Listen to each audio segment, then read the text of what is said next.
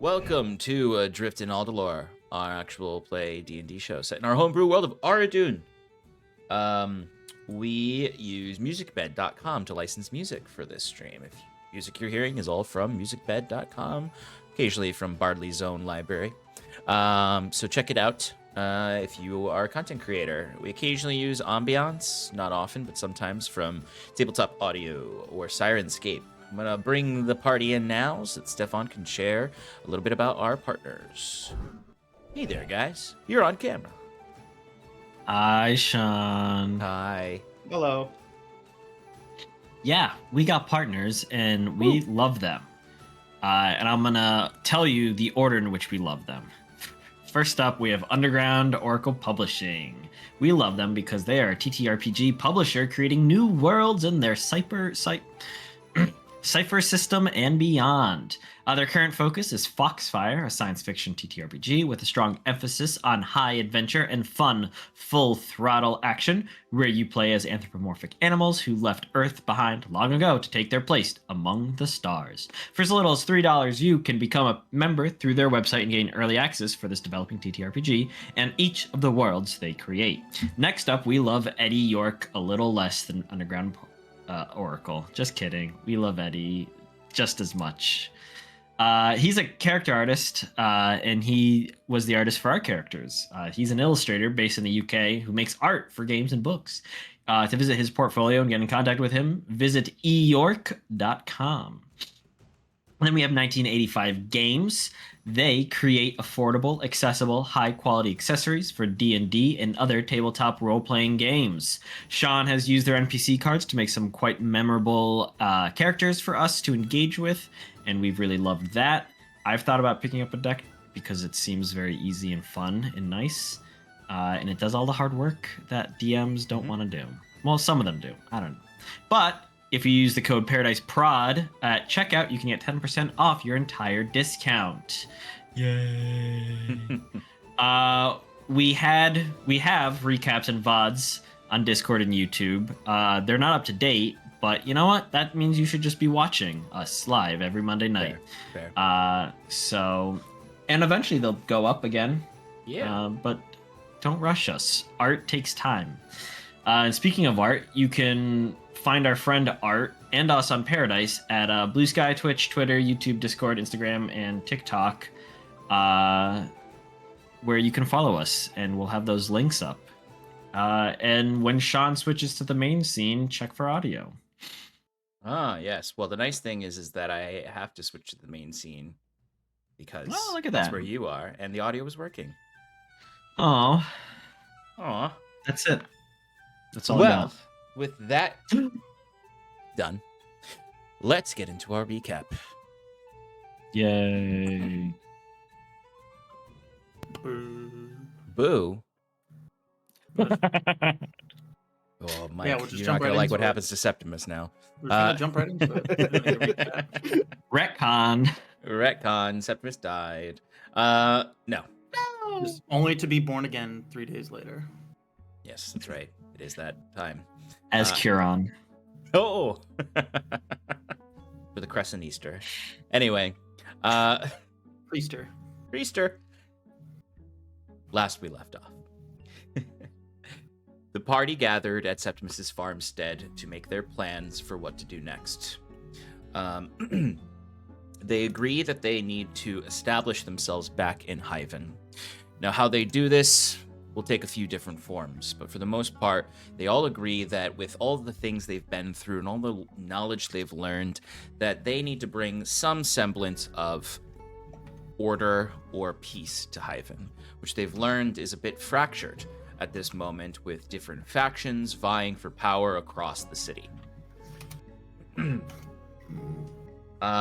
Bruce and Septimus are particularly concerned about what they learned via Bruce's trip to the Astral Sea and more about Lacuna, as well as suspicions towards Sigil, who, while still seems to be an ally and still seems to be working towards the greater good, so to speak, is still a little bit suspicious, or at least his practices are a little bit suspicious.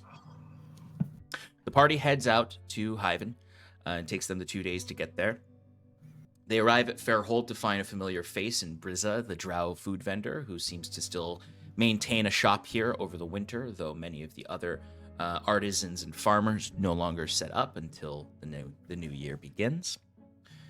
And then easy enough for them to head into Hyvin the next day, or so they thought. As they approach Hyvin in disguise, with most of the party hidden inside the carriage, they learn that there's a new gate structure, or loose gate structure of wood, built around the old ruins of the original walls of the city that was here long before Hyvin. There are brutes there that are blocking the path for carriages and carts, and specifically asking for a toll. They claim to be representatives of the Chroma Fist, some loose gang organized with the Aradunai.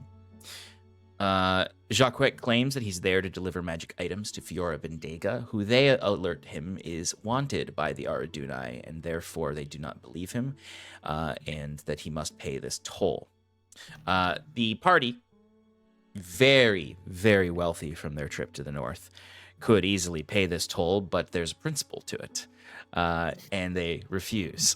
And a fight breaks out, where the party gets to flex some of their leveled up powers on these simple brigands. But they learn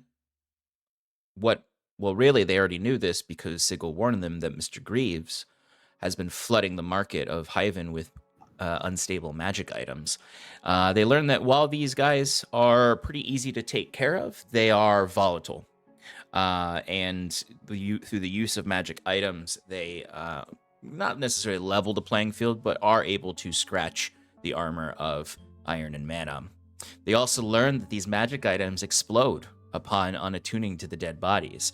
Perhaps a fail-safe put in by those who have meddled with these items, whether that is the Aradunai or this is the nature of the original items being flooded into the market.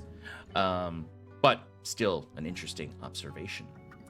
The party then, their cover kind of blown, decides to pronounce themselves that Iron and Mana has returned to Hyvin. Hyvin's heroes are back. And they parade down the center street of the old Brigadier District, heading to their old stomping grounds. They decide to go directly to the Temple District, where they would look for Septimus's church, which Sigil had indicated had begun growing, or at least establishing itself. They find that with the 1,000 silver given to Hal by Septimus, that he has built up some wooden structures around the ruins of the temple in the temple court. Here we learn that there is some infusion of machina magic here, as the pale blue light, natural to Septimus's magic, is ablaze here in torches and in the eyes of the old little construct bird that Hal kept with him. They meet Hal and see that his eyes have been completely mechanized in the same way that Septimus's arm and part of his torso was mechanized. He claims to have taken the 1,000 silver to the temple and beseeched Machina for wisdom. And the machine whispers, the wisps of these creatures beyond, these constructs beyond, took his eyes and told him he must learn to see again. And thus his eyes were infused with the whispers. Bruce set up his tower outside, and Hal told the group that they were welcome and free to stay here as long as they like, indicating that he left the upstairs of this temple open for Septimus to establish what he would like there.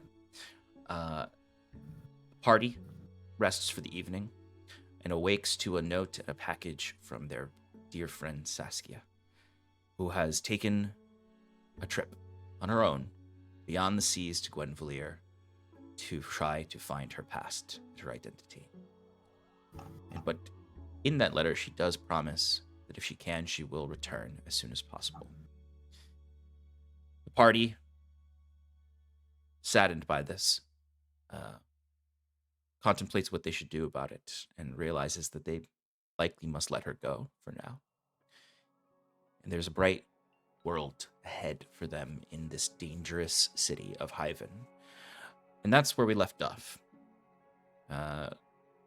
For those who do not know, Shannon is taking a little bit of a break because she is about to have her second child, so she is going to need some time. But she says as soon as she's capable and ready, she'll be coming right back to us. So, in the meantime, Sass is off on her own adventure. So, Iron and Mana, you are assembled in the Church of Septimus. You have plans of going to different various locations and contexts in the city to see what you can learn. But if you'd like, you guys can discuss what your plans are now, and then we can jump into whatever you want to do. We're back in Hyvin, baby, so it's a lot of what you want to do. Back in Hyvin, baby. Yeah. The boys are back in town. The boys are back in town. The boys are back in town. Right, guys? Is that- Right? Yeah? Is that your new hit? You're gonna play at a tavern? It might be the opening act, but I think there's I'm not much of a singer.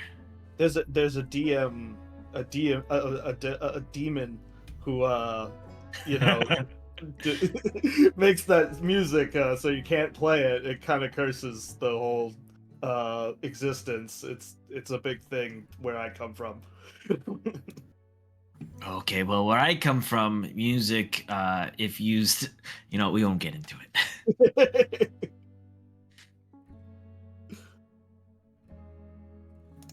Well, I suppose we better get going. Does everybody know what they're going to do today? Wait, what time of day is it, Sean? You guys slept in a little bit, and so it's probably 10 a.m., 9:30, 10 a.m. Okay. I'm probably gonna head to the academy. I'm gonna go speak with Sigil. I can also gather some information there. What are you guys doing? I was interested in talking with the Commodore's man who you spoke with previously about setting up or cleaning up the lighthouse district.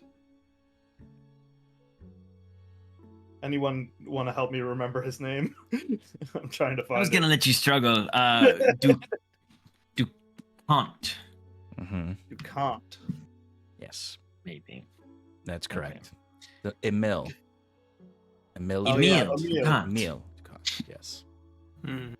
Emily DuPont. What? Not quite. Not quite. Actually, Fyrn, I might join you in that.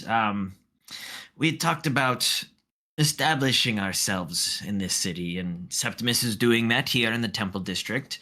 Good job, Septimus. Well done.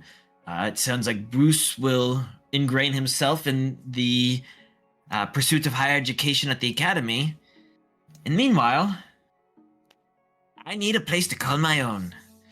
Somewhere that the crowd will always be friendly to Iron and Mana. And where I can always get an extra coin when I play a show. If you know what I mean. He winks. No one knows quite what Shockwave means. It's a noble idea. I have my own idea about possibly, keeping this town a little safer using our newfound strength and wealth. But it will also need a headquarters of sorts. Perhaps, if you wouldn't mind, you can talk to Emil, and I can, we could, split up, and I'll search around town for, a good possibility for, land, and maybe see how things are faring in the Lighthouse District, if it's, safe, or if it's even possible. Yeah, They did- I can definitely do that. They did tell us that there are factions vying for control over there. It might be too dangerous to, think of making a project so soon. We have to cover all our bases. No, that makes sense, though, and I think out of all of us, if nothing else, you'll strike the most imposing figure going up there. But do be careful. The last thing we need is for us to be picked off one by one. I will try my best to stay alive. You know, maybe if you're getting surrounded or something, you tactfully retreat instead of fighting to the death. You make it sound like I've never done that before. I mean, It's not my favorite strategy, but I understand its legitimacy. Okay. I just wanted to remind you. But it sounds like we all know what we need to do. After I speak with DuCont, I might peruse around the Commodore's office and see what else I can find about what's going on up there in the Admiralty Court. Maybe check in with some of our old friends, like Kellen over at the Hyvin Times. And also we should probably group up and decide what we plan on selling. Yeah, I'm sure that we have plenty of magic items that we don't need anymore. While I'm up there, I did have a contact. I think he was in the Admiralty Court. He was. You met him at a different part of the town, but he is right. Someone that you would just need to get a hold of. I also met him under a different face, but you know. Yes, you did. Litholdus Wheat Flow. Right, Litholdus. I definitely did not specifically go back to find that episode to remember what this guy looked and sounded like. Knowing that there were magic. I just remember the Tupperware. Yes, his salad that he was eating in his Tupperware. Yes. All right, so who's going where again? I had that guy's name in my notes. We have Bruce going to the Admiralty Court. Jacquet will join him until they split up. Bruce is going to the academy. Yeah, that's right. And you're going to find a meal. Yep. All right, and then where were you going again, Fyrn? I just have a brief aside with Jacquet to tell him what I want from a meal, so he can talk for both of us. And I'm going to the Lighthouse District just to investigate and gather information. Perfect. And Seppi, what's your plan? For the whole day? At least for now. We'll say at least for the morning and into the early afternoon. For the morning, I'll stay at the temple. Okay. But I want to leave at some point. But I would say for now, stay at the temple, kind of see how things have been run so far by Hal, and kind of just be a presence for the patrons that have come. Maybe like people came at first being like, oh, free place to stay, free meal, but like actually conversing with some of them, being like maybe instilling some sort of faith or like inspiration for them to be like, oh shit, like this is pretty real, and then like word of mouth happens. Absolutely. Side note, just for your notes, Fyrn. The okay. The devil name that you have from the devil contract is Zagdrorak. Oh my god, that's right. Got it. There's a title there though too. You haven't told us about this still, have you? His name is Zach. Zagdrorak. That's one Zach word. Dirac. Seneschal of Grace. Oh, cool. He's a seneschal? Oh god. Were you expecting me to say Ekbarlgoth? No, I No. no. The fact that he's a seneschal Would be like, funny, but I Ekbarlgoth would would not let be- himself get bound in a his true name so bound in a that's contract. A more powerful devil than I thought he would be able to. He could summon, right? You can summon him. He's not. You can't. Well, you can potentially exert some control because you have his true name in there, but My goodness. My God. that's just something for you to have in your back pocket. Good to know. Thank you very much. No problem. All right. Some of you would have noticed this when you left the tower to come into the temple, but it's a particularly windy day in Hyvin. Like so windy that there are little like zephyr twisters that kind of like form with like the detritus of the town, and you actually even find that if you were to like step in the trail of one of these, that you actually kind of like move a little bit quicker, as if there's elemental magic behind your feet moving you quicker about the space. This does seem to be an elemental storm of sorts, akin to what you remember happening often in the region back when you were here before.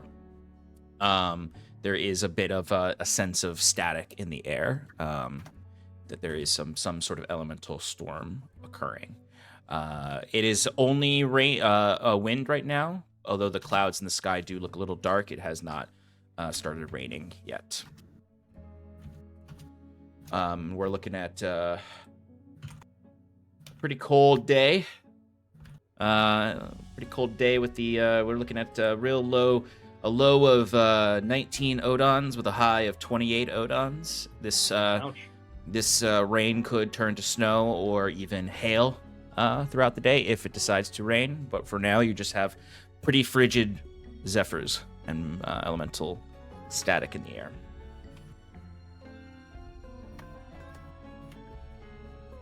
Alrighty. Alright, so let's start off with Bruce and Jacquette heading to the Admiralty Court.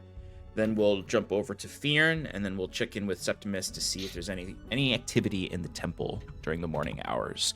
Then we'll reassess what everyone wants to do when it becomes midday, and whether or not you want to just come back together, or if there's specifics.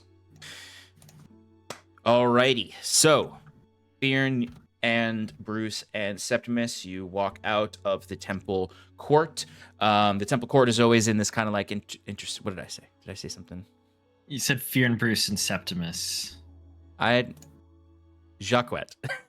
Fyrn, Bruce, and Jacquette. Oh god, there's just like something about listing your guys' names that I can never correctly list who's actually I'm talking about. And it all comes from the beginning of the campaign when I used to mix up Fyrn and Bruce all the time because Fyrn behaves like a Bruce so much, like a brute Bruce. Yeah. Anyway, Jacquette, You just want Bruce, and Septimus Fyrn. to leave.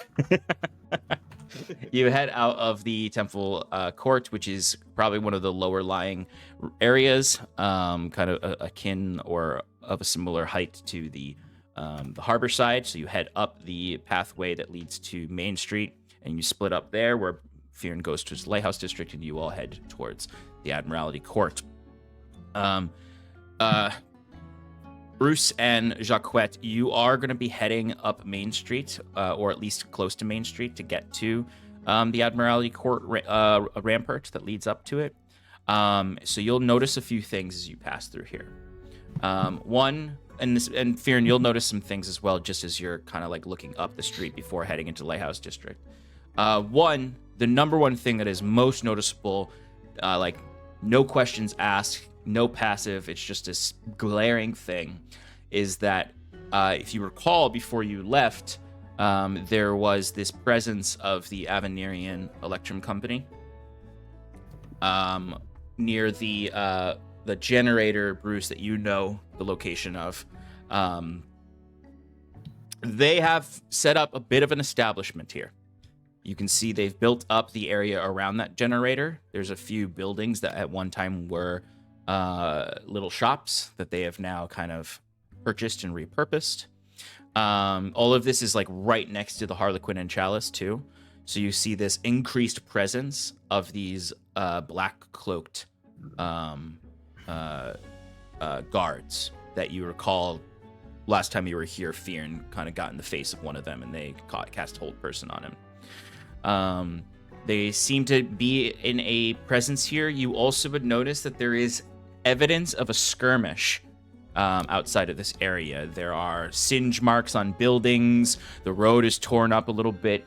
You can actually see these guards are kind of like hovering around an area that you can see there's sort of this mystical fog cloud around, almost like they're obscuring whatever they're cleaning up there. Like they may have gotten into a fight with one of the other factions in the region. But this is like the most prominent thing you'll notice walking up Main Street. With tremor sense, can I make a perception check to see if I can get a little bit more detail from that?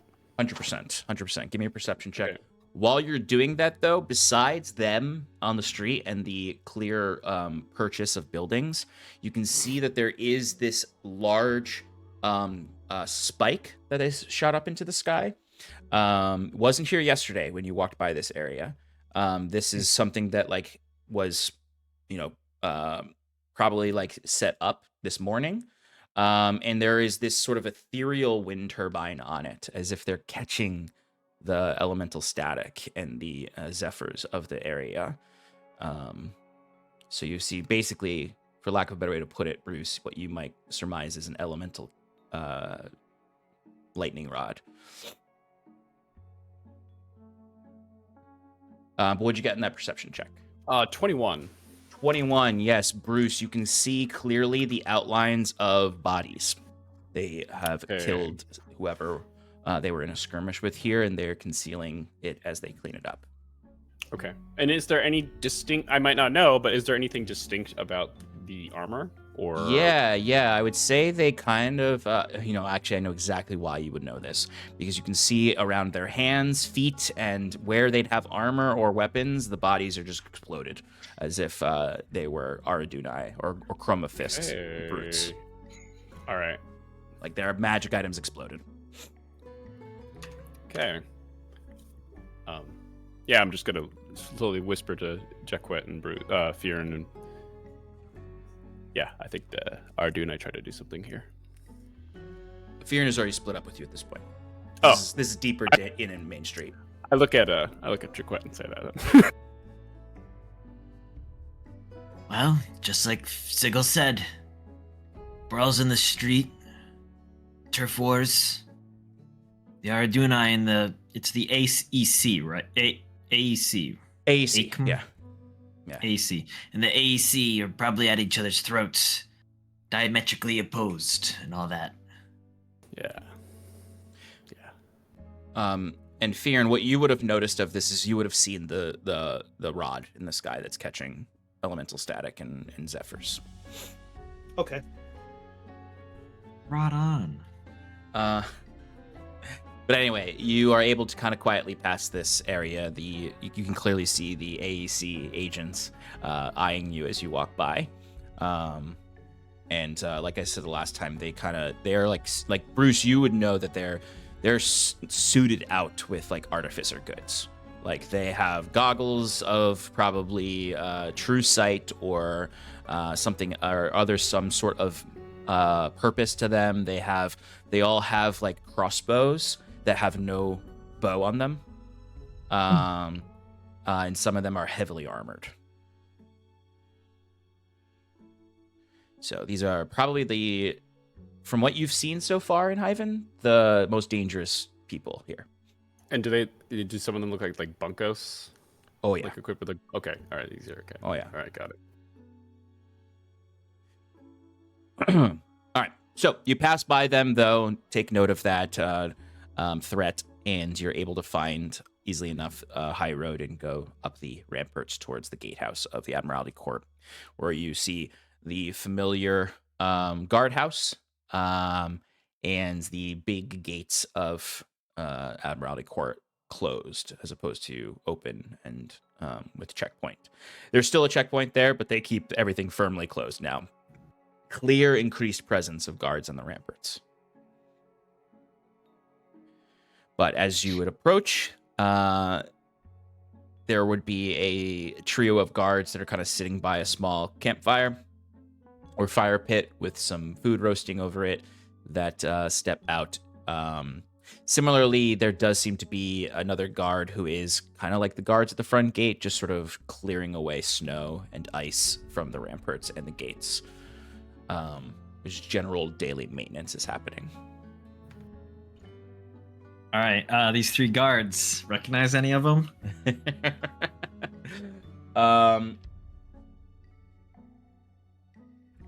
Yes. I'll say your friend is there. Well, I don't think we've ever actually given a name to. Nope. I think I specifically said, who cares? He doesn't need a name. Yeah, I think that's exactly what happened. But you do see him there, as he's and they all have like the winter uniforms on, so they still have like the half plate armor, but they have like scarves and way more padding, and all of them have sort of a winter cap on.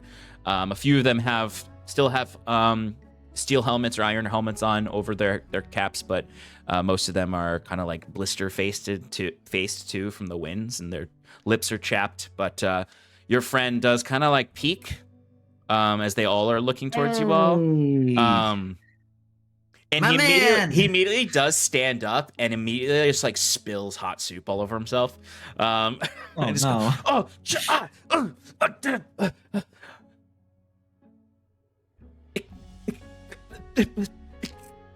You're alive! Oh yeah, of course I'm alive. What? Come on, nothing takes Jacques Touchard down. Sorry, Jackie Touche. And he kind of like looks to the other guards, who all kind of look at him like, "Why? What are you doing, man?" Is this Touche? And Bruce, right? Bruce. Brave Yeah. Bruce. Yep. Hey, good memory. Oh. Are the rest of you here? Oh, we're here, all right.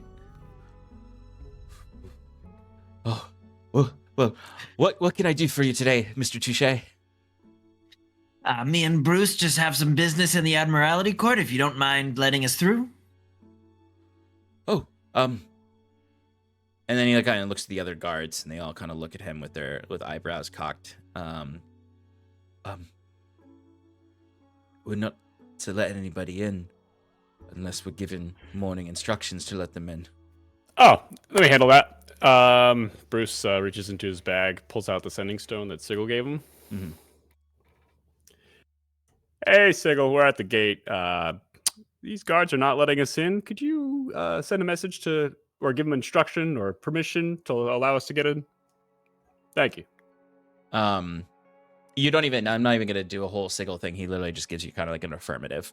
And you have to wait a little bit, but at a certain point you see a spectral raven flies over the walls and kind of around, clearly of the like magical color of the academy, like sort of this bright violet color, which you probably might clock that is like an insignia that this is an authorized familiar flying around, as it lands in front of you, actually kind of like in between you and the guard, and then just sort of magically opens its beak as an authoritative message comes out saying, Bruce Rebellin and his company are permitted entry into the Admiralty Court under the supervision and protection of the Hyvin Academy for today.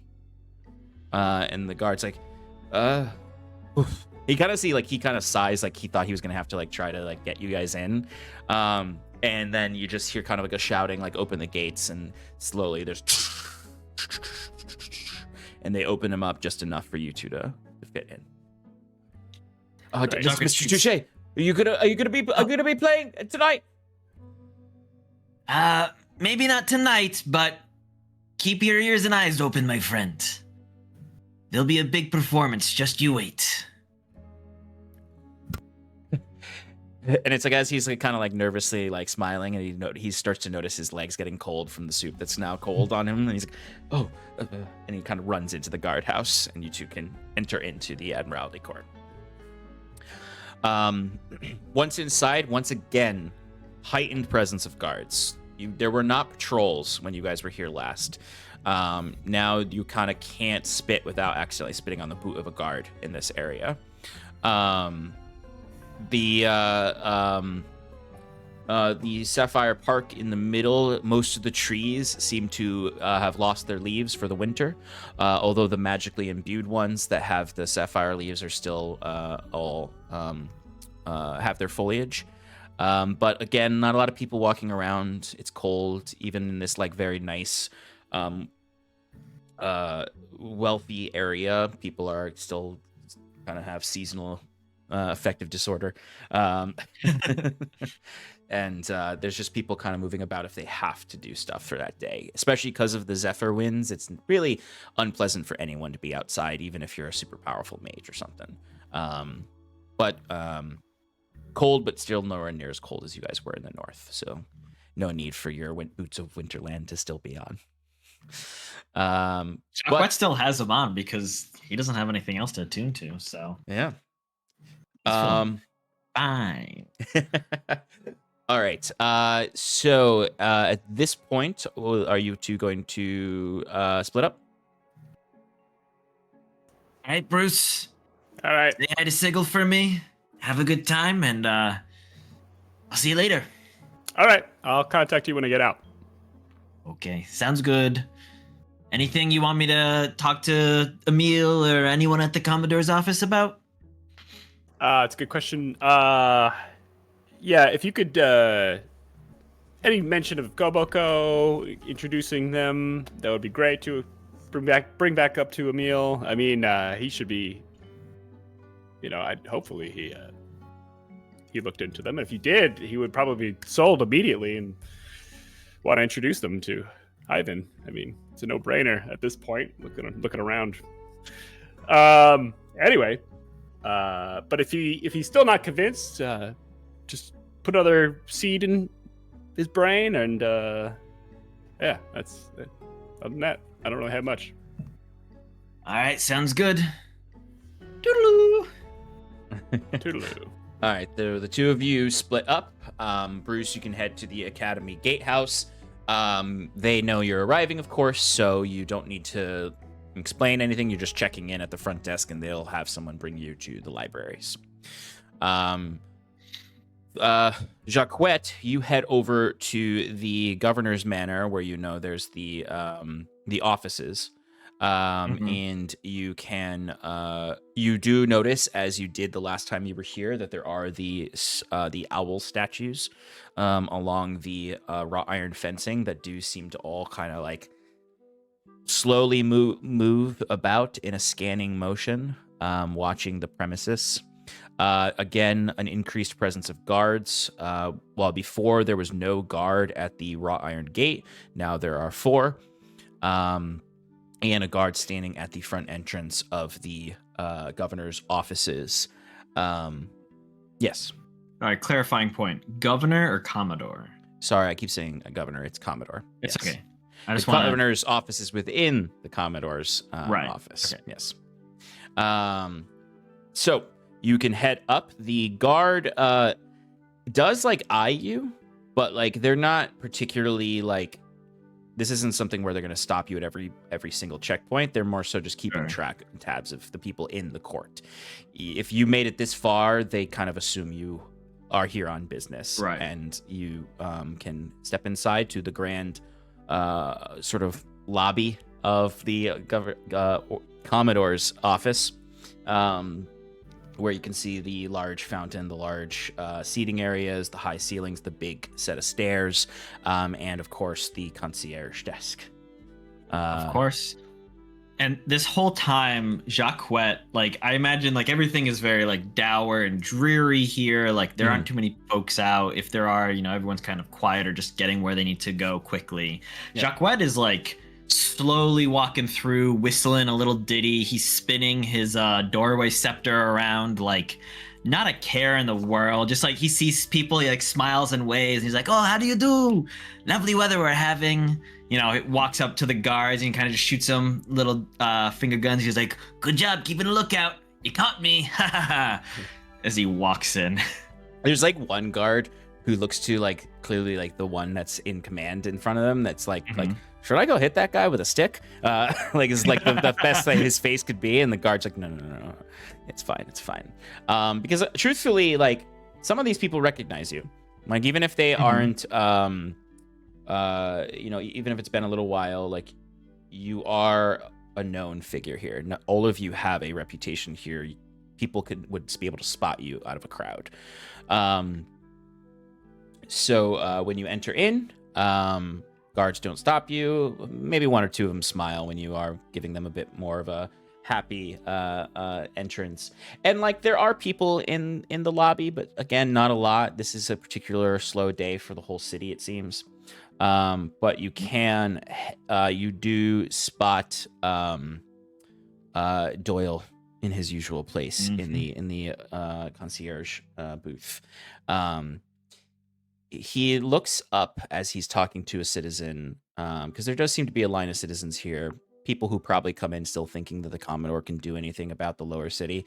And he's talking to, like, probably you hear the person he's talking to being like, and then my front door was blown off the hinges by some scrap from Piscator Row. He almost burned my house down.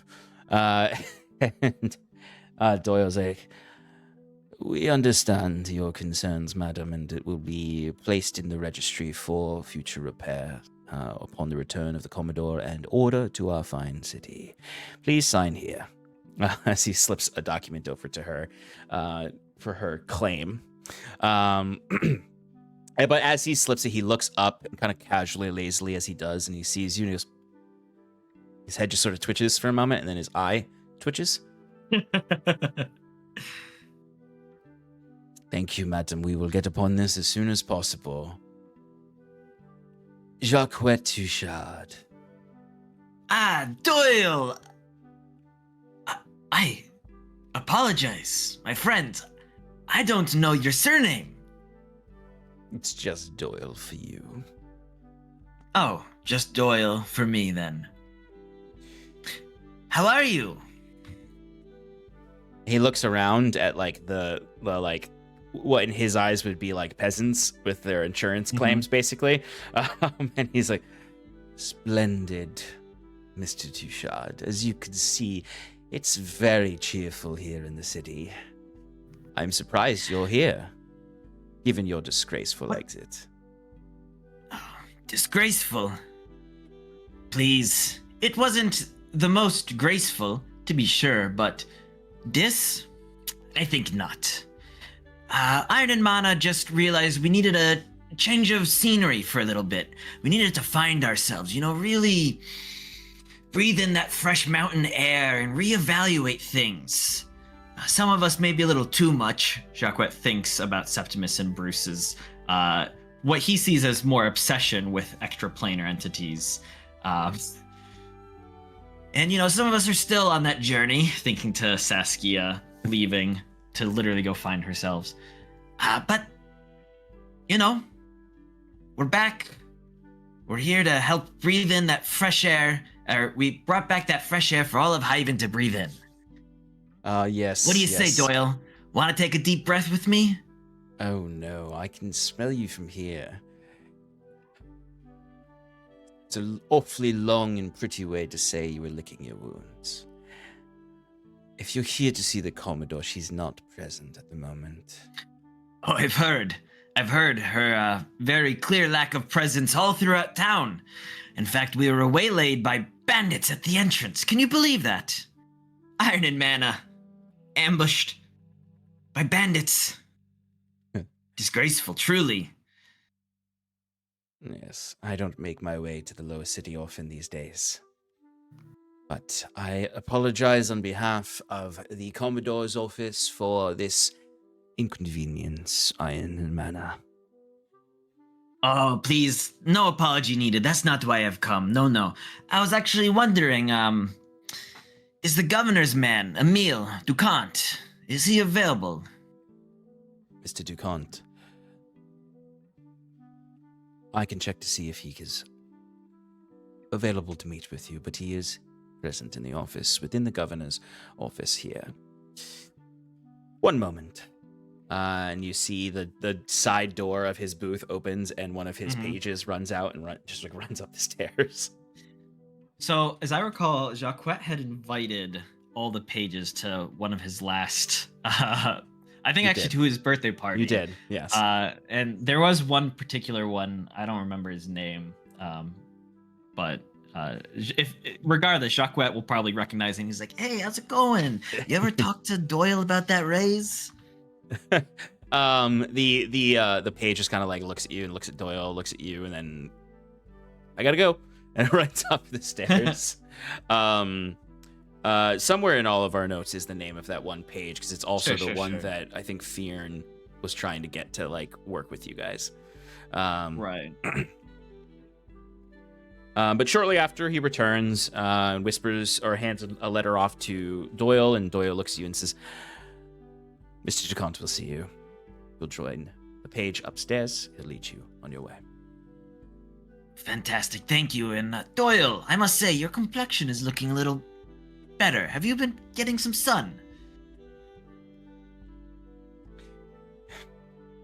It is the long dark, Mr. Touchard. There is little sun to be had. Oh, right, my apologies. It's just... Is that garlic I smell? As he falls off the page.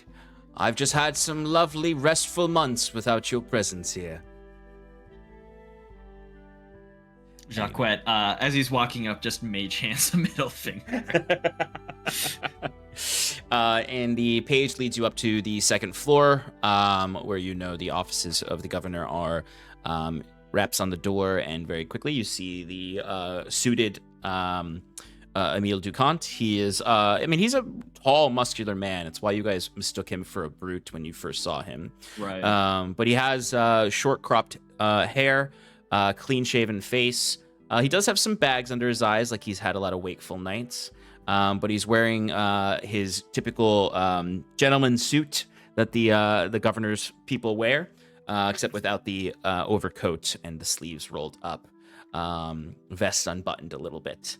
As he looks to you, Jacques, and says, "Mr. Touchard, please come in. It's been quite a few weeks, month or so since I've seen you or heard of you." Mr. DeConte, it's a pleasure. Thank you for seeing me on such short notice. I apologize. I would have sent a letter ahead, but we just got back to town, and I just wanted to see to things personally. Get the ball rolling, as they say. Of course. Come quickly inside. Coffee, tea, something stronger? I would love something a little stronger. Right? It's 5 somewhere. Very good. Yes. And he goes over to, he very quickly, though, closes the door behind you and kind of ushers you in. And pours you a couple fingers of whiskey, and hands you the glass with his own in hand. I had sent word and tried to find you at your farmstead, or your friend's farmstead, but they said that you were away. Oh, yes. You must have spoken with our friend, Balfour. Balfour, that's it. Yes, the hedge interesting, knight, the green. Interesting fellow. Yes, but a good fighter and honest man. To a fault, it seems. Anyways. Yes, he was here actually recently trying to get word in with the Commodore, but of course she's not here.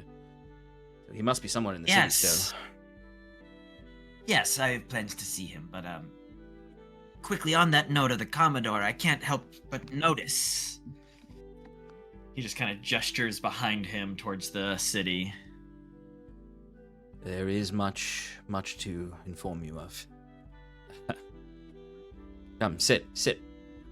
And as you go and sit with him, I'm going to jump over to Bruce. And then we'll jump over to Fyrn.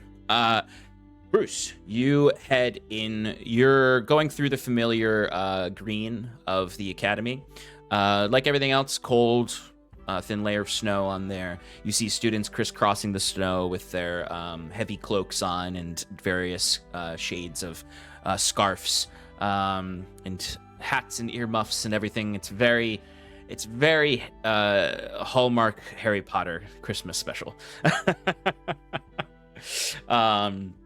But you're able to be, you go to the library and they walk you in through the big giant double doors, and you find inside is, as it always is, myriad of candles, dangerously close to thousands and thousands of books, floating candles, floating books, seemingly organizing themselves with the clockwork machines occasionally to and fro with the curious pages of Sigil that do their work here as well. But you can make your way to the large central column that you know Sigil's office is built into the hollow of. And you open the door and find him there, and where he tends to be, scribbling something into various journals at his desk. Tea always ready as soon as you arrive, with little sandwiches with the crust cut off. Sigil, Bruce. thank you for a quick response on the authorization for entry. Well, I did not want you to face any troubles there. It's been difficult to come in and out of this Admiralty Court. Since the recent rising and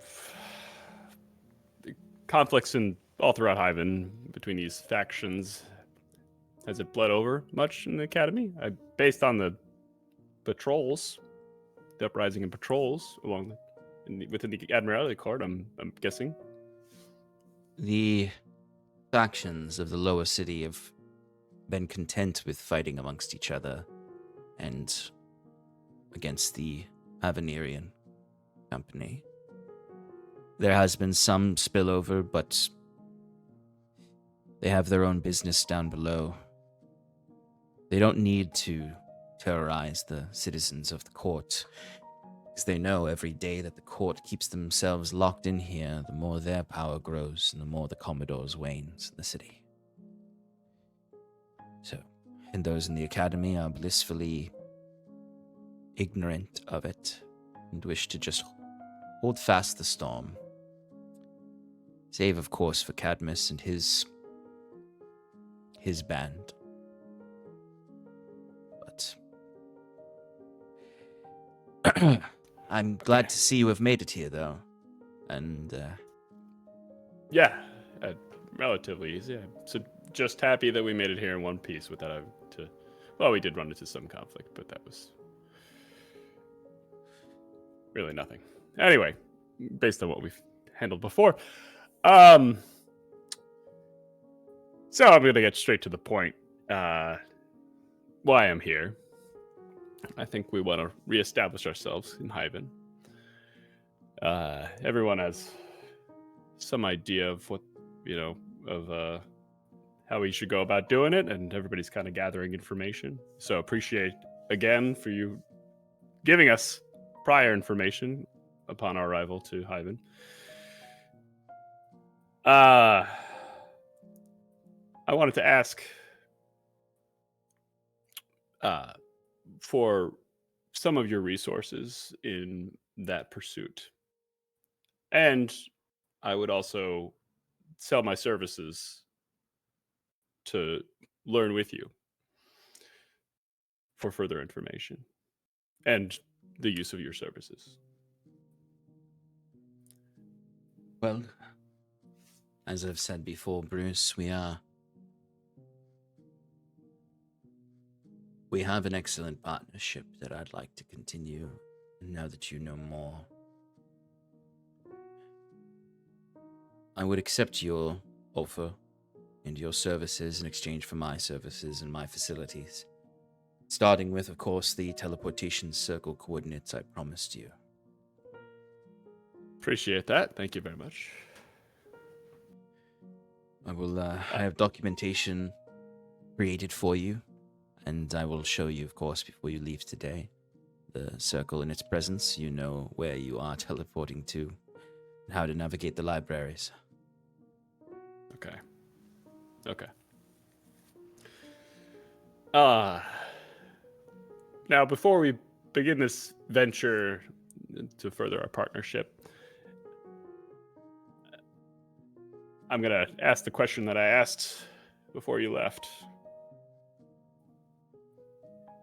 So, if you're not from the material plane, where are you from?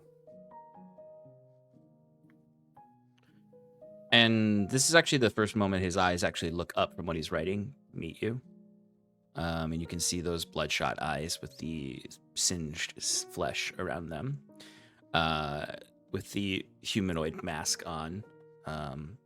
It's not an ostentatious one. Whenever you find him here on his own, he's wearing like very simple ceramic mask with the hood up and wrappings on his arms and legs, all kind of in a faded white.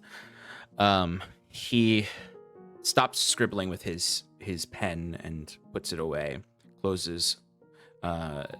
Before he closes it, you see he just takes out this little like hand fan and just starts to fan the ink dry. And closing the book, he stands up. Well, why don't we go for a walk, Bruce? I'll show you the circle. All right. And he leads you out of his hollow office and begins walking through the halls. And he starts to talk to you, Bruce, about it, sort of answering your question. These halls, as you have understood, expanded magically, their own. These parts are a demi-plane of my own design. The deeper in we get, the more we are distant from the material plane. The vestibule that you walk through is part of your realm. But as we pass under arch, and he looks up and there's sort of an archway above you, and as you pass through it, there's sort of a almost like a sound to it, like you feel the presence of entering a space that's not the material plane, or is within the material plane, but within a demi-plane. And once you pass that threshold, the space becomes a little bit more like some of the chaos of the myriad of bookshelves and whatnot is like heightened almost, where things are spatially unaligned. It almost reminds you a little bit of the Astral Sea for a second, where it's like a bookshelf that like kind of like arcs up and like the book should be falling out of it. But then as you're walking and he's talking, you're going kind of like you can tell you're going downward. That like eventually becomes stairs, and it becomes a different structure. You're no longer within the stone academic building. You can see natural rock that these things are almost carved out of. Now, Bruce, I'm giving you access to my teleportation circle, not the Academy's. Okay. Now, I will honor that. Now, there's a lot that I would wish to reveal to you, Bruce.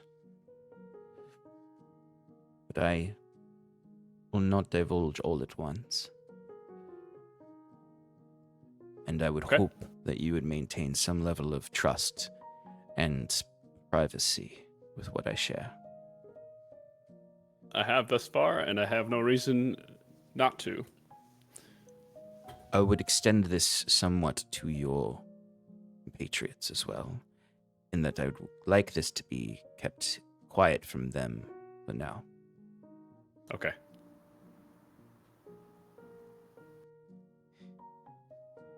I have not been here as long as it would seem. If you speak to anyone in this college, or any of the colleges, they would tell you Sigil has always been here. Always. And I've only been here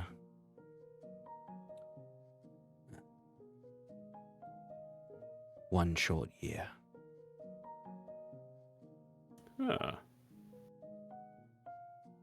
Okay. I do come from a far, distant plane. I've spent my time in the astral sea as well. So time is something I am not as attuned to as you and your friends.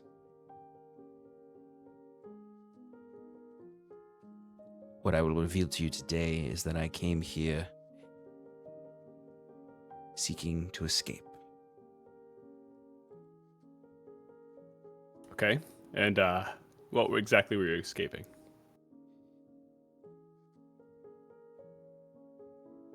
Perpetual responsibility, we'll call it.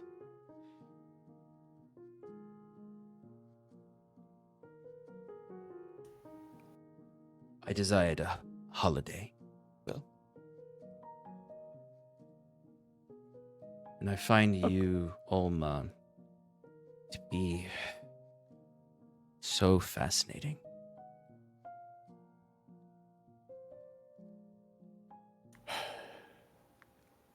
Fascinating in what way? Are we like experiments? Are Heavens, we... no. Okay. Fascinating because of your inherent contradictions, your perspective of the cosmos, imperfect. Or lack thereof, yeah. Exactly. It brings up new and interesting questions.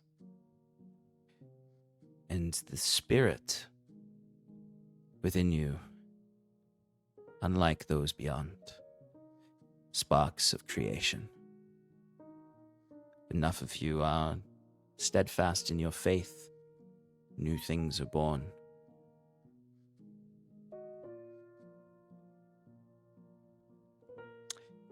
And just the Or sheer destroyed. amount of... It's true. And so you run into. That is fair. There's something about this place, this material plane, that you've taken note of. Everybody wants to come here. It draws the attention of every specter, every titan, every destroyer and creator of worlds. And I find that curious.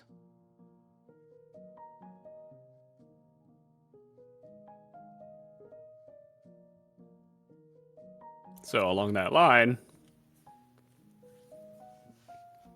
what, because we are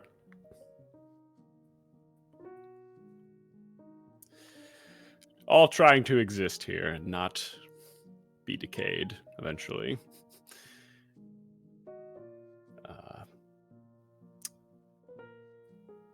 In your grand plan of learning more, do you have the interest of the material plane to keep it alive? Is what I'd really need to reassure. As I told you, Bruce, my interest is in peace. Okay. My interest is in peace and a truer freedom for your people. Okay. I'm gonna roll insight check for this. What are you trying to discern? I'm just trying to see if there's any sort of hint of like inaccuracy about that. Sure. And it's not like telling of just any sort of Go for it. Insight check, my friend. I got 21. I'm gonna add 5 to that if that does help. Okay. It does.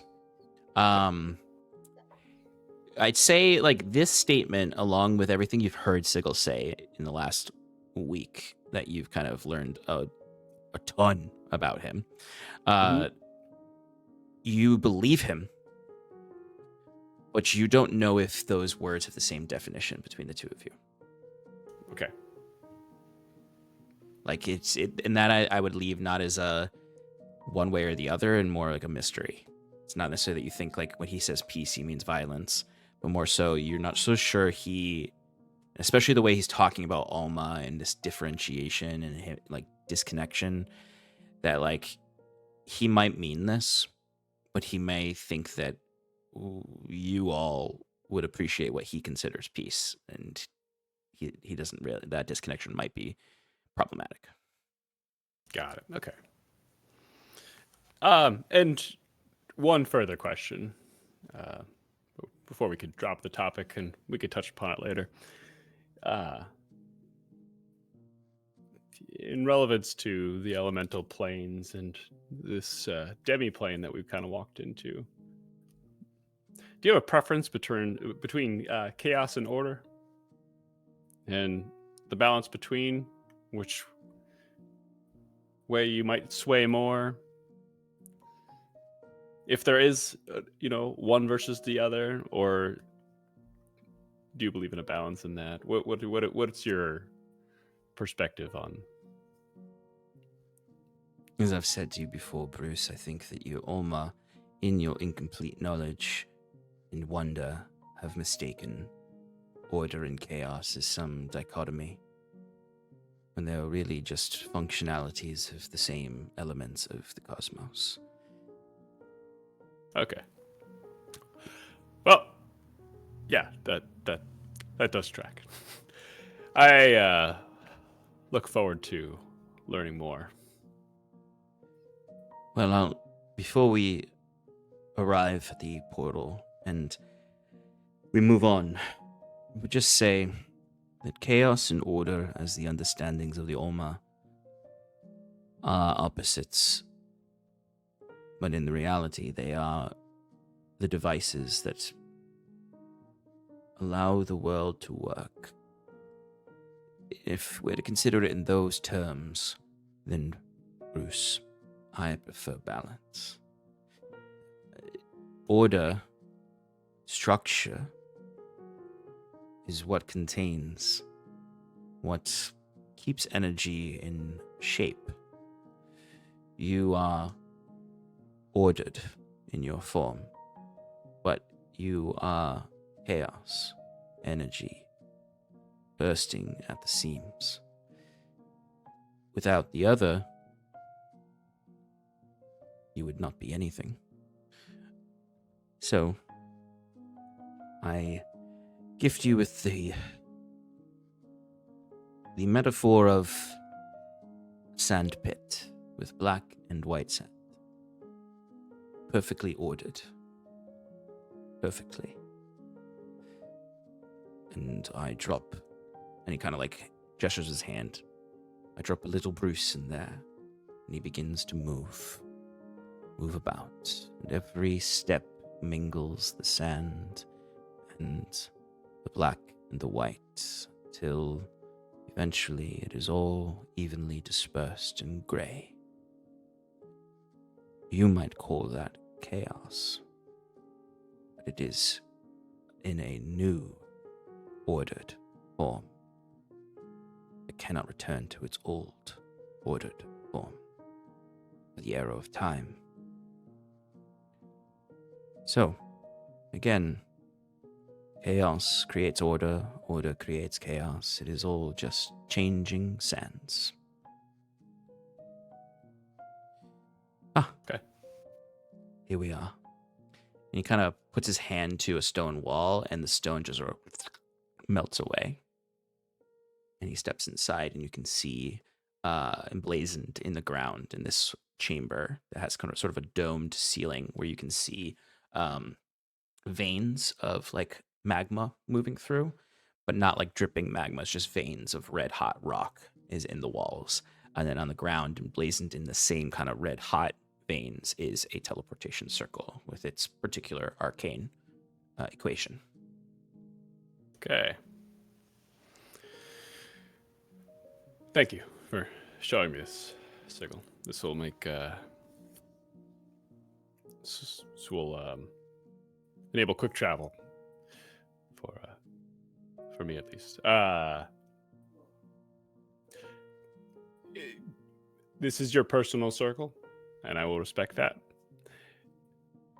Is there a chance I could bring my compatriots through here Yes. every so often? All right. Yes, I would allow you and Iron and Mana to utilize these circles. If you're to bring anyone other than Iron and Mana through, send me a message. Okay. Can do. Thank you. Again. Of course. I must attend to some things now. You may move about as you wish. I ask that you don't delve too much deeper into this demiplane, but you are a free man in my halls. Thank you, Sigil. One more thing, Sigil. Yes. When I was in the ether, my Grampy, I found his notebook there, as if he lived there for quite some time. Got his journal here, and I've read it through, not all the way, but I was wondering if you could take a look at it and maybe discern where he might have gone, or you have any sort of insight on what might have happened to him. Sigil steps up closer to you now, and you notice, I would say passive insight, notice that he is not, he's walking strongly, no cane, while you're in his halls. Standing up taller, as you'd seen him in the Gosu haunt. So he kneels down and takes the book from your hand and runs his hand across it and looks at you and says, "Rare for a traveler to bear something from the astral sea to the material plane. I will take a look at this, Bruce, for you. Anything from the astral sea, from the ether in particular, must be examined closely. For there is nothing in the world closer to the well of creation than the cycle of the ether. And with your Alma mind, anything can be born of the heap." I did take one more thing from the ether. Is that so? In our means of transparency, I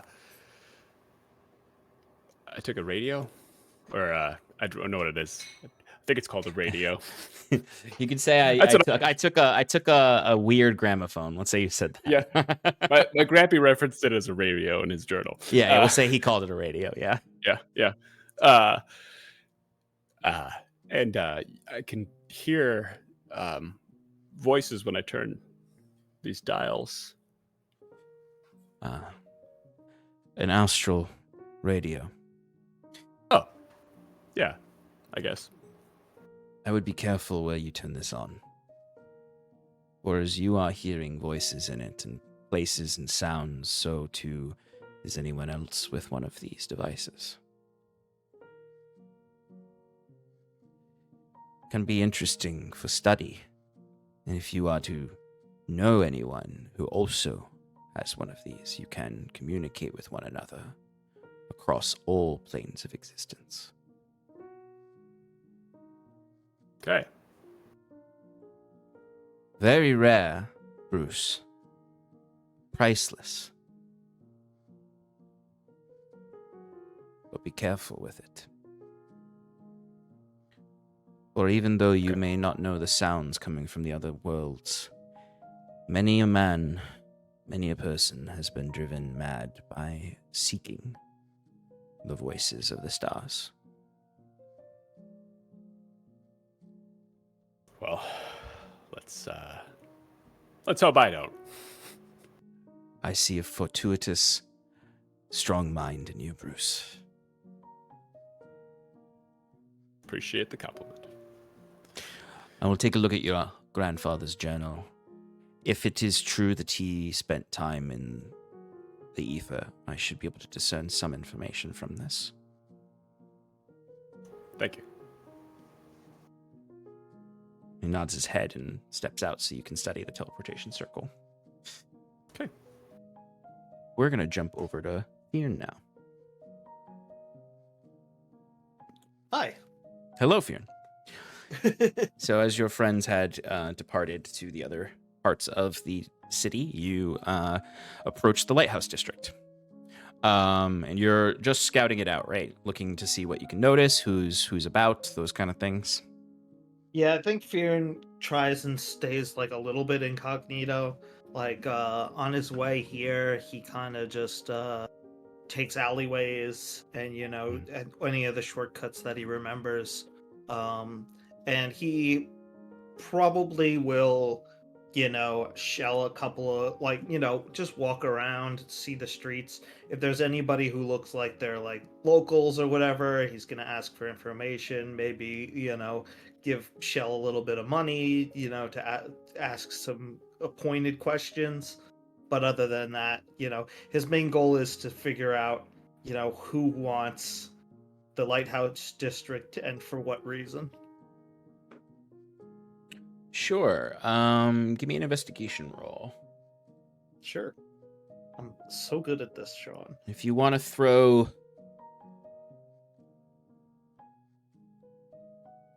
I'll allow you to add 25 silver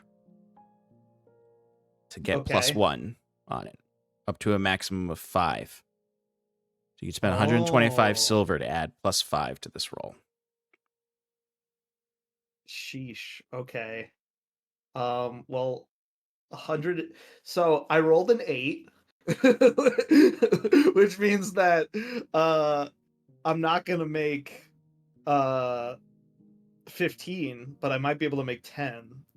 So I should invest enough to get me there, which is like 2, which is like 10 silver.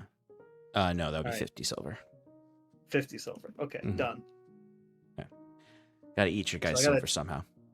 I rolled a 10, Sean. Okay. Trust me, we'll get through it without your help. I know. Okay, so with a 10, what I'll say is, as you're walking through, because I'm going to give you a general thing, which is just what you see as you're walking through, and then I'm going to give you a little bit more information for this 10 from the actual people that you walk across.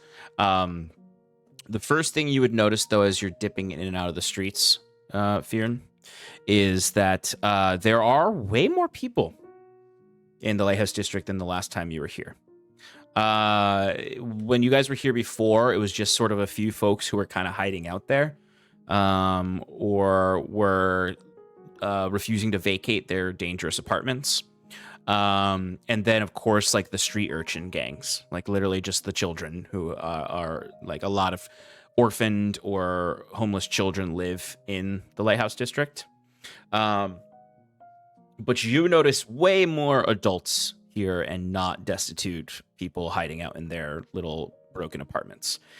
You notice off of several ruins, you just see people hanging out. Like you see people sitting on the tops of the ruins, out blown out windows, just sort of kicking their feet, laughing amongst their groups. But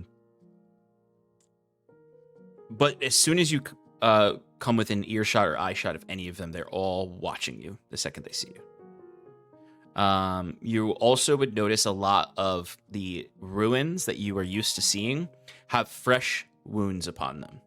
There are more buildings that are fully collapsed than there were last time you were here. There are scorch marks across a lot of buildings. There are some burnt out buildings that were once at least semi-standing that are now completely burned to the ground. And as you're kind of moving through, you would notice that there is kind of it's almost like there's a city within a city here, where there are a lot of people just sort of squatting. And you also can see there's a lot of like black market stalls.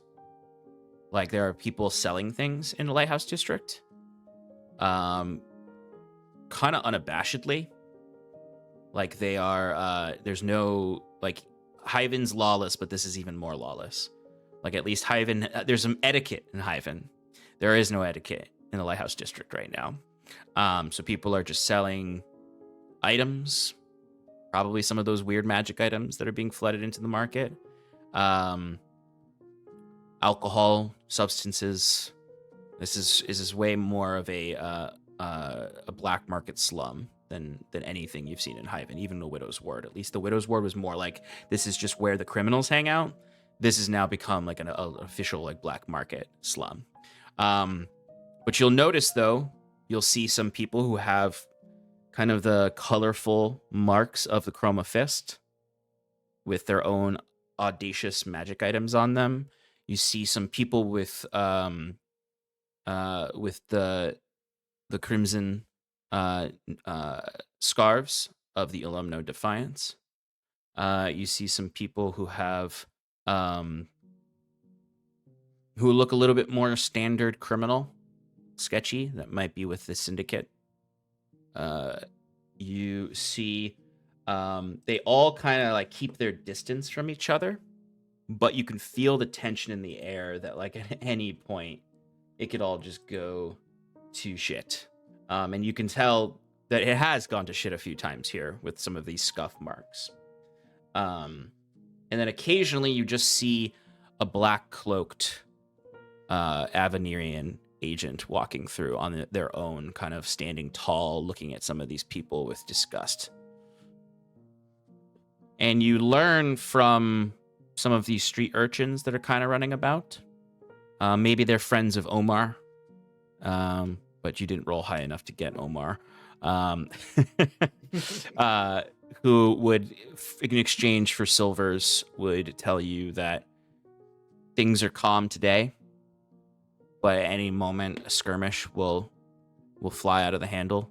If some Chroma Fist insults an Alumno Defiance member, if a syndicate member doesn't like the way you look at him or doesn't like that you're standing in one place for too long, if the AEC decides that they want to raid one of these areas just to intimidate the local population, it happens week to week, and that you really should never just be here alone.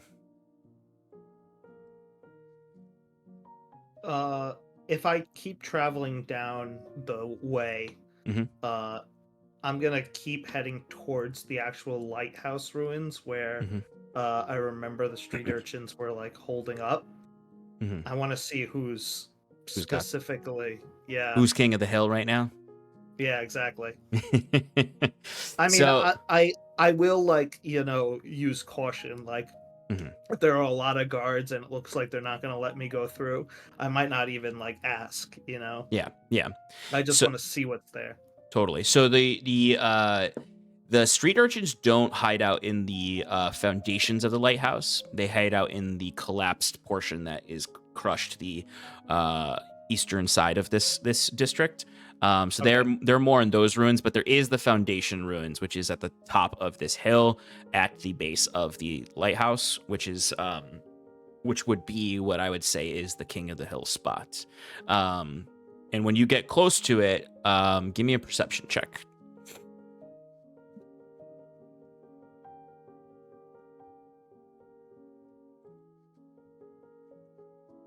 Oh my goodness.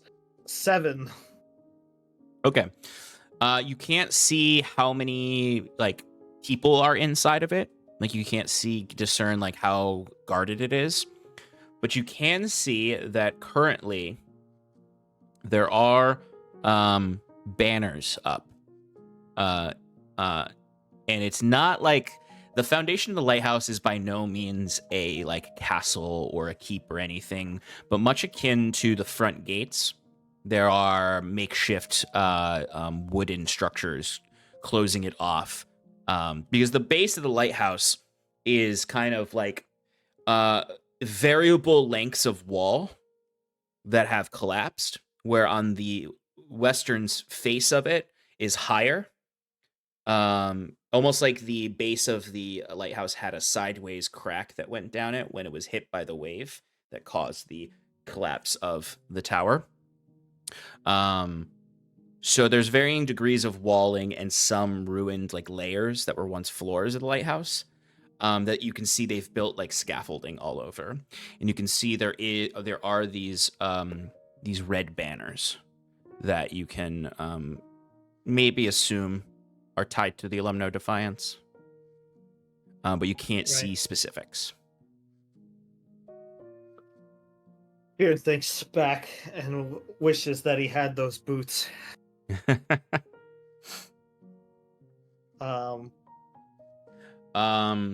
Fyrn, roll me a d20. Sure.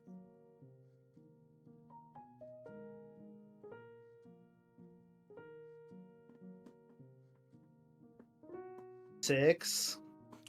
Okay.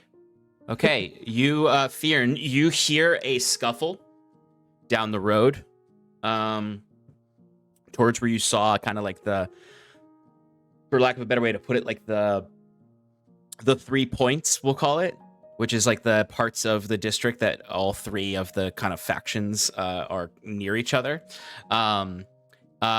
Somebody's like shoved someone, and there's a little bit of a tussle happening. But before it can break out into any kind of violence, sort of this Avenirian agent kind of just like walks through and sort of like tries to bully people into going to their own places. So what you'll notice is that the Avenirians seem to be trying to become the guards, or like assert some kind of authority over the lower city,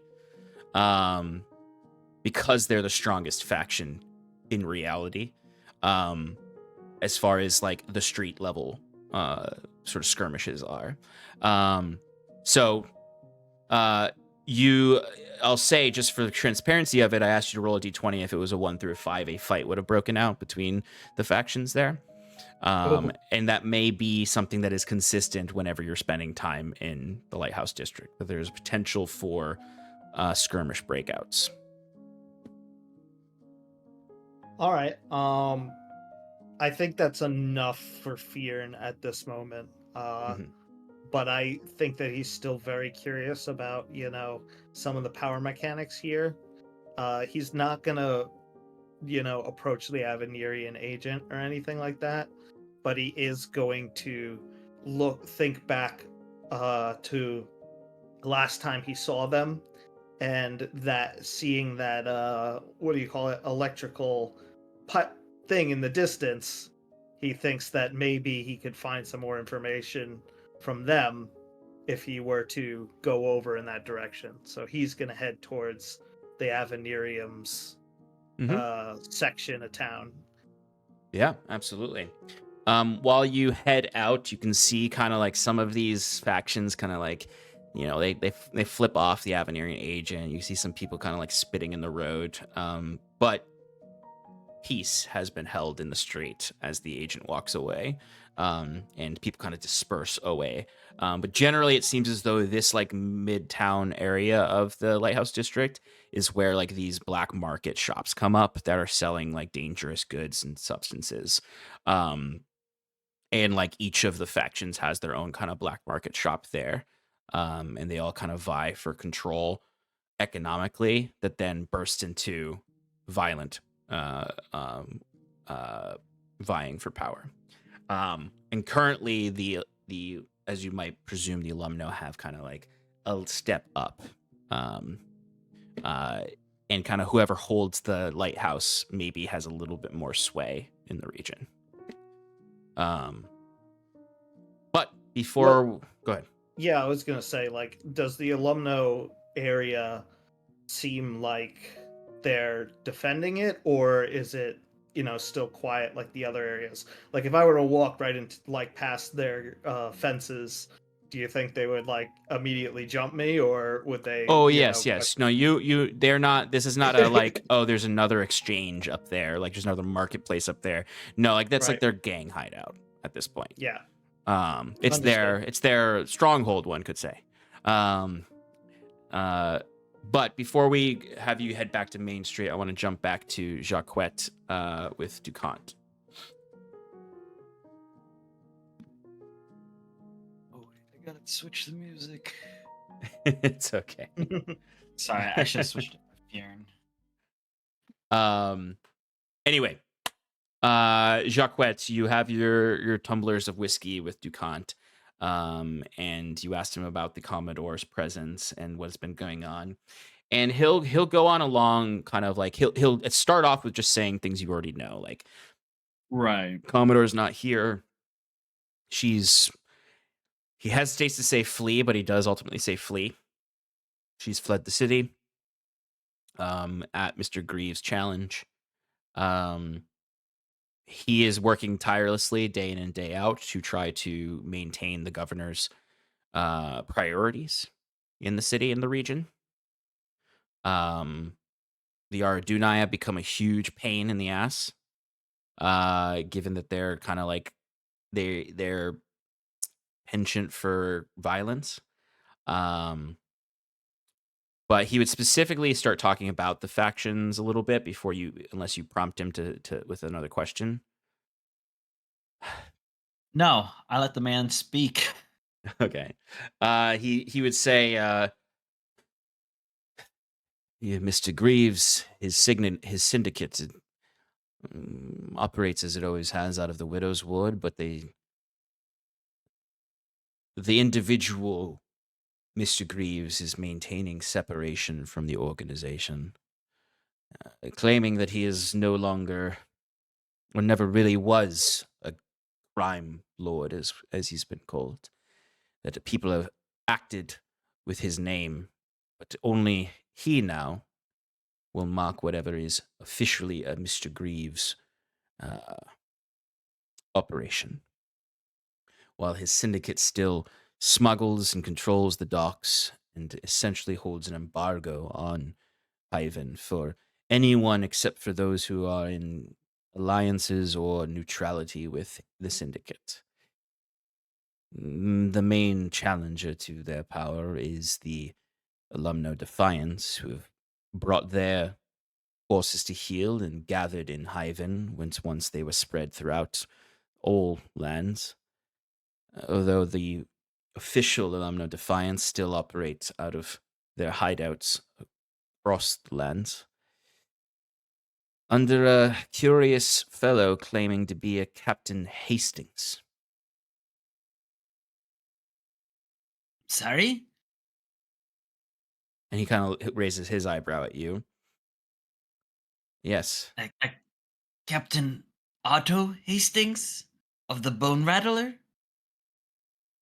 The one and only, it seems, or someone operating off of the deceased captain's name.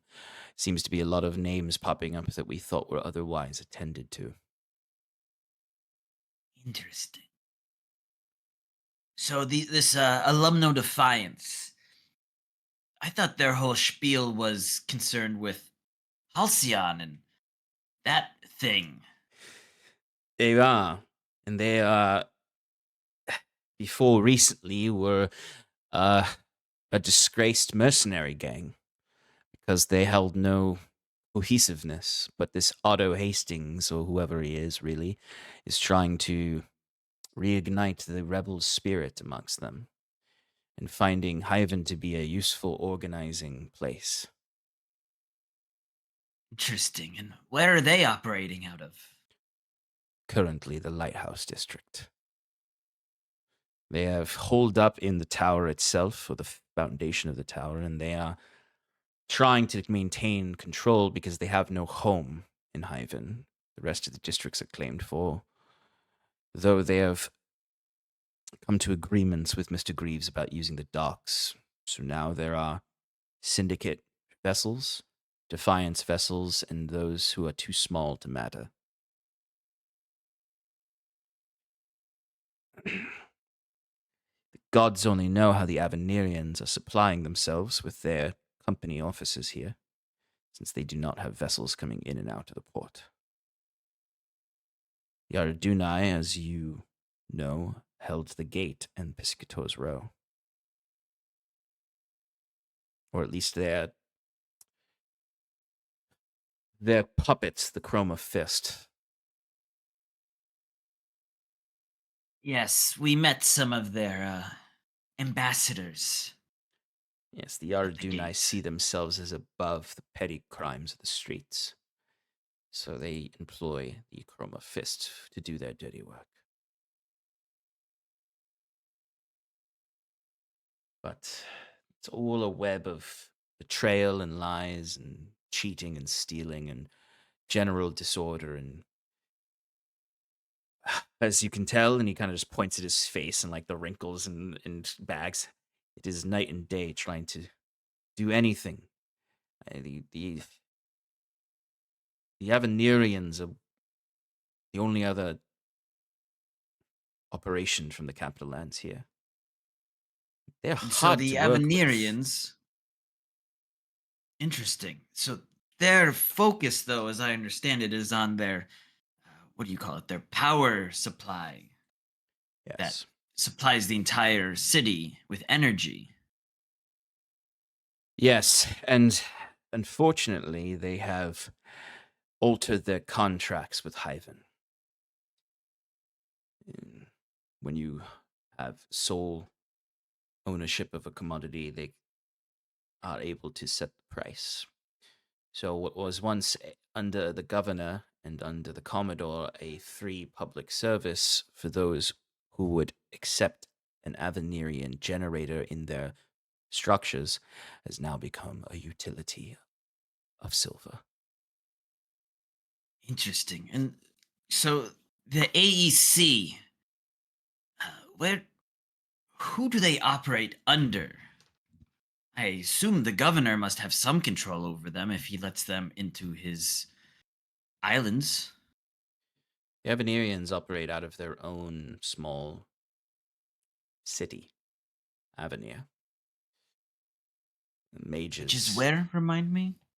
It is it is south of oh god, I'm looked at the names of the locations in capital lands. One moment.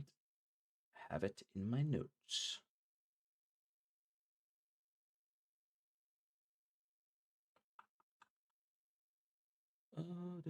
Important locations. There we go. They operate in the southern valley of the capital lands, the Midlands, Carnosa. They are south of Solernel, the capital. They find themselves in the the center of the Aldhalorian region. Their mage city of Avenir sort of pierces the sky and dominates over the farmlands of Aldhalor, the governor's basket, as it's called, where he has his own ownership of food supply that he uses as, and he kind of smirks for a moment, payment to the Zon. I see. And so... Okay, and so the AEC, they're like the top dogs now in the lower parts of the city. Yes. Interesting. But what are they? Well, I guess they're after coin and power. Aren't we all? In some way. But if they're just providing this utility, why do they care about control at all? Can't they just sell it? Well, their control has mostly to do with the threat of the Aradunai against them. Day in and day out, there's Aradunai attacks upon their facilities, and they wish to provide order. Well, then they seem to be a ready ally for folks like yourselves or Iron and Mana who are trying to bring back an ounce of order to this lawless city. The issue is that the people of Hyvin and broader Asia do not like the Avenirian Electrum Company. And partnership with the Commodore's office could hurt her chances in the democratic spa between her and Mr. Greaves. The governor has not sanctioned the election yet, but if he is to keep face for his promise to Hyvin, that they would have a say so long as they joined his crew, the election is likely to go forward at some point. He's tasked my offices with trying to figure out how to improve Commodore Umadori's image, and then she left, leaving me a task That's Hercules doesn't exist in this world. Not Herculean. A Nearly impossible. Chironian A task? Chironian task. Doesn't sound good. No. Well, Emil, my heart goes out to you. It is definitely challenging when the person you're trying to support runs off like that. And having run off myself in the past, I can assure you that Iron and Mana is now here to stay. We made some mistakes. We learned from it. We grew. We also had some personal issues to see to in the north. But with all that complete, you'll actually be one of the first to know this, but, you know the old Gosu hunt? Yes, a project long abandoned by the governor. Well, you should probably tell him that it's time to reinvest. How so? Has the undead plagues lifted? Creeping rot has receded. Stormbreaker's landing, now bathed in an aura of blue magic protecting it. Serkanto, freed of the herald that would fly over, cursing it with long dark nights of terror. And Samalto, the old capital, well, it was actually being invaded by a dreadlord of the Shadowfell, a Skaithfulum. Have you ever heard of those before? Can't say that I have. I have heard of the Shadowfell, but not in any broader terms. You're telling me Now, let Iron me and tell you. Mana freed the north of its plagues? Well, we had help along the way, but yes. The northern reaches of the Palto Alps are now free of any undead corruption.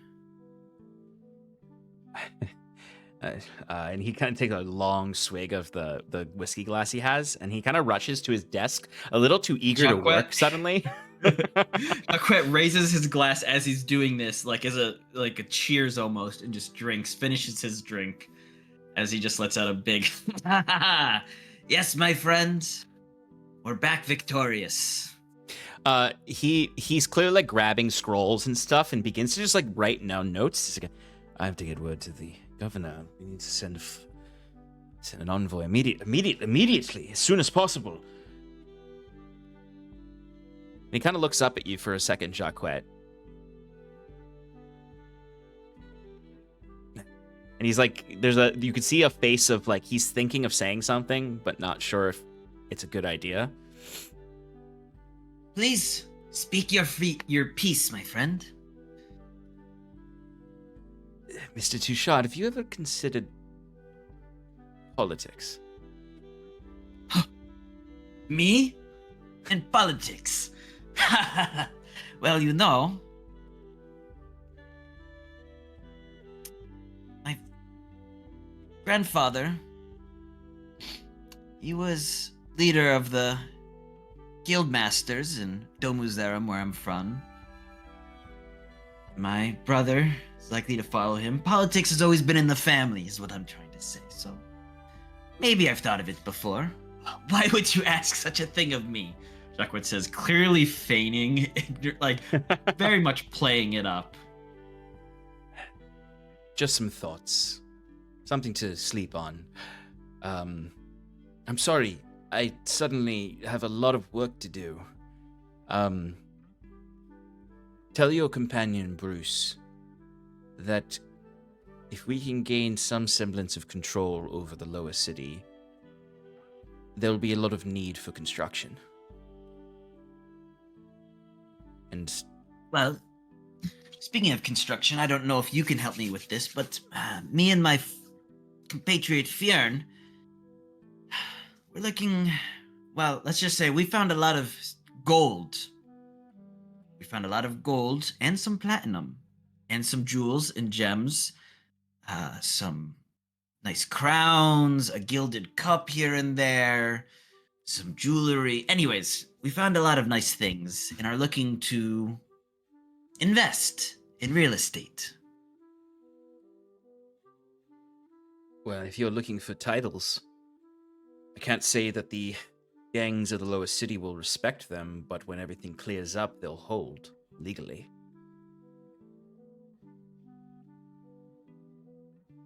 I think we might like that. But even if it's not in the Lighthouse District, let's say I have need of an establishment of sorts. Well, there are plenty of vacant lots, vacant structures in the city that we would be more than happy to have good business in. I could speak with Doyle and the other Commodore office employees, pull out a map of the properties, and if there's a particular area of interest you have, you can see if there's open lots there. That would be fantastic, Emil. Thank you. I appreciate that. Who knows, maybe one day, and Jacques just kind of gestures and he gives a little laugh as he stands up to leave. Fair enough, Mr. Touchard. I expect to see you again to discuss those plots, but for now, good luck to you. And the same to you. If you never ever need anything, we're down in the Temple District. Yes. And he begins furiously scribing notes to send off to Carnosa. Cool. Right. Fyrn, Yes, you want to stop by the Avenirian Electrum Company. that's correct. Okay. So you head down Main Street. When you get close to the Harlequin and Chalice, which is basically kind of like right next to where the Electrum Company is kind of taken over, you would see no sign of the skirmish that our friends Jacques and Bruce had seen. The Avenirian Electrum Company has properly cleaned it up, paid off anyone they need to, and cast mending on anything that needed mending. There's no sign of bodies, no fog cloud. It is as if they did not kill several Aradunai or Chromafist this morning. Yeah, you can see the energy spire is still up and gathering up zephyrs and static, with its ethereal turbines spinning. You can see that that's attached to something behind the structures that the Avenirian Electrum Company has built. What at one time was just sort of a fenced-off area with a generator there is now has structures built around it to protect that facility that at one point you were almost paid to infiltrate. And there is now an actual AEC office there that you can actually step inside and speak to someone. Great. The building itself is not Hyvin. Like, it is not the half timber or the brick or stone. It is very nicely built. It is very smooth stone with some marble pillars. It is closer, honestly, to the stuff you'd find in the Admiralty Court than in the Mercantile District. In that very contemporary style that they have up there. Very manor-like in that sense, but for business. Big bank you might find on a main street in a city these days, built out of the old, like, fancy buildings. But you can walk in if you would like. Yeah, I'll definitely do that. Okay. You walk into a lobby that is akin to the Commodore's office, but smaller. And has less grander and more it's more brutalist, truthfully, inside of here. And you can see that there is a few different kiosks with individuals standing in them. A few of them are occupied by civilians. You can see some of them counting silvers onto the table, paying their electric bill, basically. And but you do see a free kiosk with a young half-elf woman inside. Yeah, I'm just gonna approach the open kiosk and say, hello, how are you today? Good morning, sir. Are you here on any sort of business or request for services from the Avenirian Election Company? Yes, I believe I have business with you folk. Actually, I would like to present a business opportunity.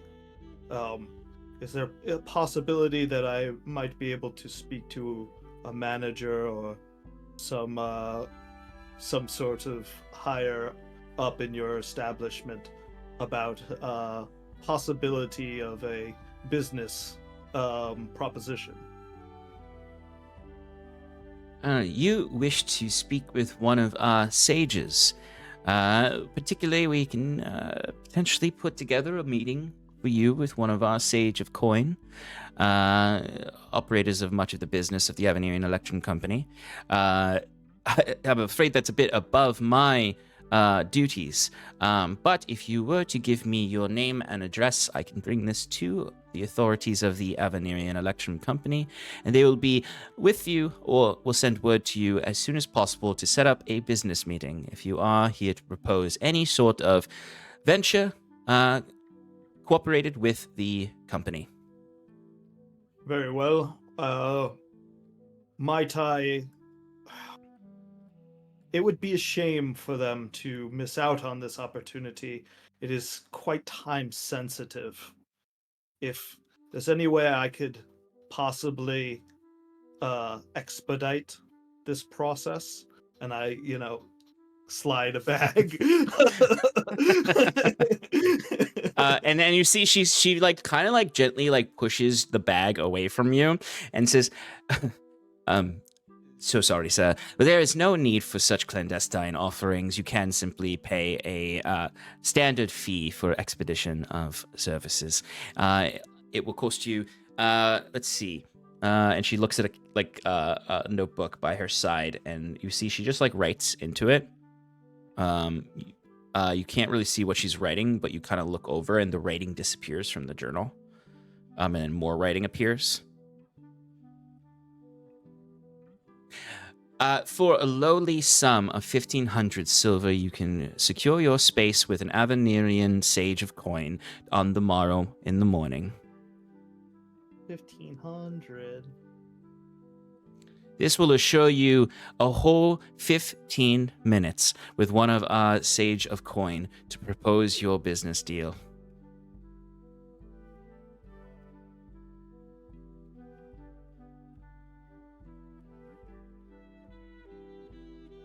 Unfortunately, that will not do for me. It was, it is a shame that, this opportunity is just going to have to go to another. You may put me on your list, perhaps you may take my name down, and perhaps I'll have more, opportunities for you in the future, but, it's not going to work out in that case.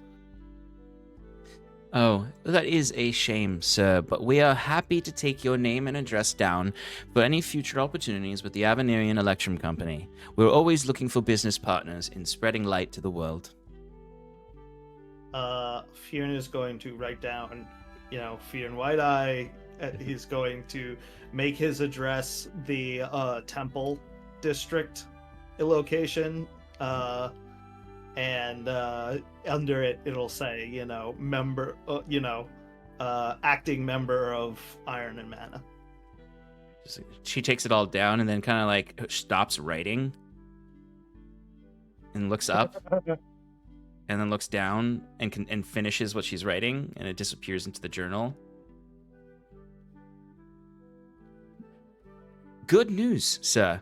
There seems to be an opening spot for a business meeting for the small discounted and promoted price of 100 silver pieces to meet with one of our Sage of Coins first thing in the morning. Oh, how fortuitous. suppose that one of your sages, as you call them, had an opening. How wonderful. Yes, I will clearly talk to them soon. And I hand her the money. Excellent. I have booked you for a 15-minute appointment with our Sage of Coin. We look forward to seeing you tomorrow, Mr. White-Eye. Very well then. And I didn't catch your name. My name is... My name is... I am but a drone in the machine. We are not permitted to share our names with customers now. Oh, jeez, okay. No. Oh, no. My name... Let's get those female elf names. My name is Amisra Relora. Humble servant of the... Amisra Relora, humble servant of the Avenirian Election Company, in service of the people. You have been a great help, Amisra. Thank you for your service. I will see you tomorrow. Of course, we look forward to your appointment. Have a lovely evening and afternoon, Mr. White-Eye. He fills out the customer service questionnaire before he goes.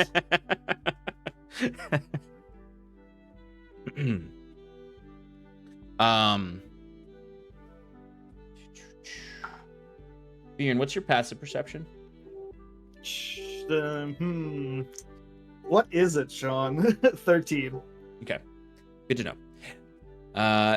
And you walk out of the Avalarian Election Company. We are approaching the midday point, where we can reassess what folks are doing. Septimus, for you, I would say, as you're observing, or unless you have something specific you want to do. You're muted. In the second half of the day, yes. Okay, so I'll say just for the first half of the day, Septimus, you're just observing the operations of the temple. And you can see that there are folks that kind of come in and out. You notice it's very akin to what you were already seeing, where there are those a few of the acolytes that have gathered here tend to mostly just be feeding these people, and like being kind to them and trying to create a welcoming presence. Occasionally, they'll be using language with talking to them about Machina, and about what can be done to ameliorate the suffering of their organic forms, of their flesh forms. But no point are they pressing upon them anything that has to do with converting their flesh to steel. But it is mostly just sort of like, clearly they are saying, like, through our light we can only do so much, but we can do it to make you more comfortable. There's a lot of sort of like not speculative, aspirational language they use about what can be done with these ailments. But for now, that they offer healing and sustenance. Right. Okay. And there's like an altar that's there, right? So there are, yes, the altar is kept out of the main room, though. The altar is up in the private quarters behind the wooden walls. In the inside, though, there is still sort of that like road seating that was once pews that has now kind of become a more open area, more of a circular, like looking inward, as opposed to the rows of like the more formal church this used to be. So they've kind of converted it somewhat into a circular chamber as best they can, with a fire in the center that glows with a mixture of orange fire and blue light. Okay. Alrighty. So about midday, what would you all like to do? Are you staying separated, or are you reconvening at the temple court? Probably reconvening, I would guess. Yes. Septimus actually would have left. Funny enough. Okay. I think it's what we'll say is they will catch you before you head out. That's to what fine. you're doing. Yeah. Unless the Yeah, so Jacques Jacques had other stuff he was gonna do, but like it doesn't matter when. Okay. It's just things like. I guess that's fair too. That doesn't have to be this afternoon, so. Yeah, it's fine if we want to reconvene and then just do like general stuff and not like role played things. But if we want to just come together to check in with each other, and then we can kind of go through anything that just needs to be is tasks for the day. Right. All right. Yeah. So I guess Jacquette and Bruce meet up at the exit of the Admiralty Court, and Jacquette's like, "Oh, we got a lot to discuss back at the temple with everyone else." Yeah. Good. That's good to hear. I don't have too much of an update, but we do have access to a teleportation circle. That's good. Do you have a way to teleport there? Well, we can teleport from there to what's it called? Back at Septimus's. Oh, okay. In case we need to go back and forth, Okay. Yeah. You may have trouble getting to it from Septimus's circle without another means, but Sigil can teleport you from his to Septimus's. Actually, technically, I can cast teleportation circle. Oh, right, with the cube, right? The cube was a one-time use. You would need to repair it because it needs to be worked on more to make it into a multi-use. Got it. Okay. It is No, not. It didn't disintegrate. Like it just needs to be charged. Well, again. I thought it was the cube would allow it, not the. Oh, yes. Sorry, I am sorry. Yes, you are correct. Okay. The cube does. I thought you were referring to your makeshift cube. We'll say. Yes. Yeah. No. You're correct. Your cube. It just at the beginning of the day I have to decide what kind of cube it is. Correct. It's correct. The summoning, the teleportation or extra planar, and or the cube of force. Yes, that's correct. So and I thought right now what you gave me for the extra planar one is I can essentially travel to just the ether. That's at least with the tier I have, and also use teleportation circle. Mm-hmm. Spell. Yes. You are correct. Okay. All right. Cool. I simply forgot about how powerful the cube I made for you was. I mean, it's not. I'm not. I mean, it's utility. Yeah. It's utility cube. Yeah. It's that's what we'll call it for now. The utility cube. Yeah. I'm going to change it to that. Yeah. You should actually. I'll make a formal item called the utility cube that has the details with the links to the cube of force and the cube of summoning. Okay. All right. Cool. Looking at Jacquette. Actually, I can. Whenever we decide, I can teleport us to Septimus's or Sigil's without needing to go to Sigil's or being at one or the other. Yeah. Okay. Well, that's a lot nicer. Yeah. So, but I don't know if I could do it in the same day. I'll have to figure that one out. All right. Well, that's plenty of time to figure it out. Let's go see the others. All right. I'll say as you're walking up Main Street, you would spot Fyrn walking out of the Avenirian Electrum Company for you three to rejoin each other. Hey, big guy, going corporate? Perhaps. Just exploring options. Okay. Right. Get our own generation system? What are you doing there? We'll speak of it later. Okay. Let's go see Septimus. I bet he had a lot of fun, exciting stuff happen to him. Definitely didn't just sit there and listen. Yeah, and I'm excited to hear about your findings as well. Oh, I found. So you all return to the temple court as Septimus is kind of maybe getting ready for his afternoon of doing things besides listening. I could do him. I could do him in the morning. That's true. He has plenty of things he could do. But anyway, you all reconvene at the temple court at Septimus's temple. But before we jump into your conversations and afternoon activities, we're just gonna take a quick break. Okay. All right. So we will see you all very soon. Stick around.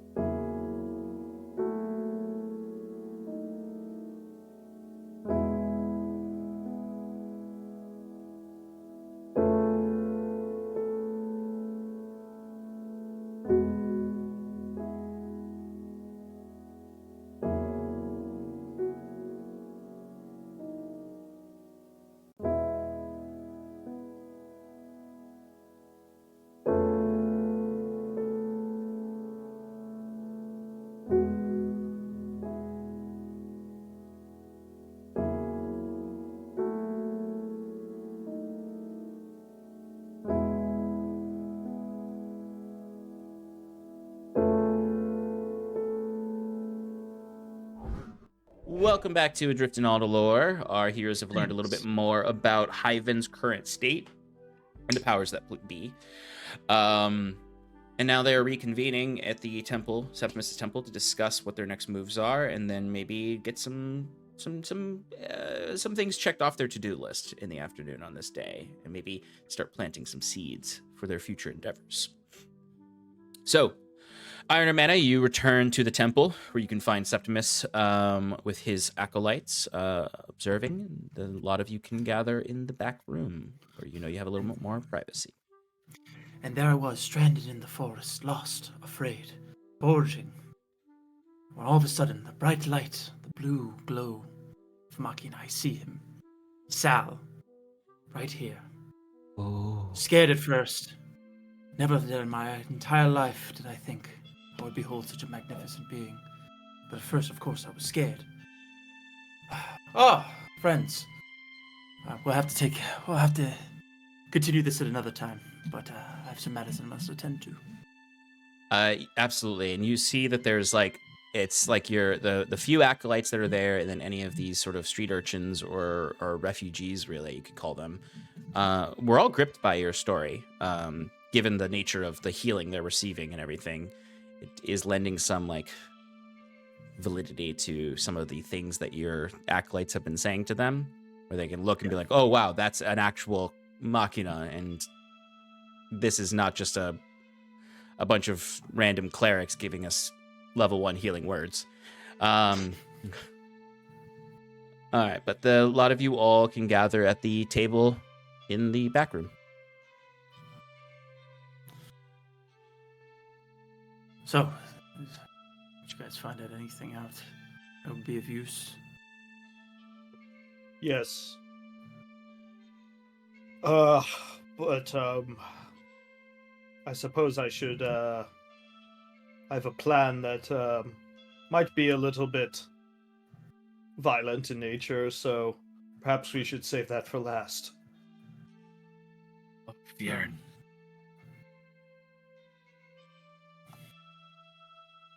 I didn't really get any major information, but I did get access to some services in the academy, which we can utilize, and I'll be able to further progress our knowledge in that regime.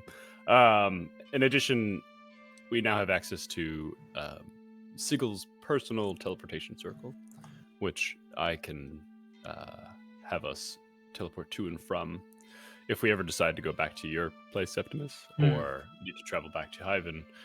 We have easier means of doing so. Good. Glad to know that we have some assistance coming from the academy. Sigel's shown to live up to his word. Yeah. Yes. Well, what is this plan you're talking about, Fyrn? What is it that you've learned? Well, the lighthouse has become quite a lawless area and it's going to be a lot of work to get it back to, a habitable, productive part of the city. But I think it's the perfect place for us to start. We could exert our own powers and capabilities there without intruding on the regular folk, and create something new and strong that can inspire others to do better for their people instead of resorting to these illegal trades and violence between, clans. I wish to sack the lighthouse itself, currently controlled by the Alumno Defiance, and I have a plan to do it.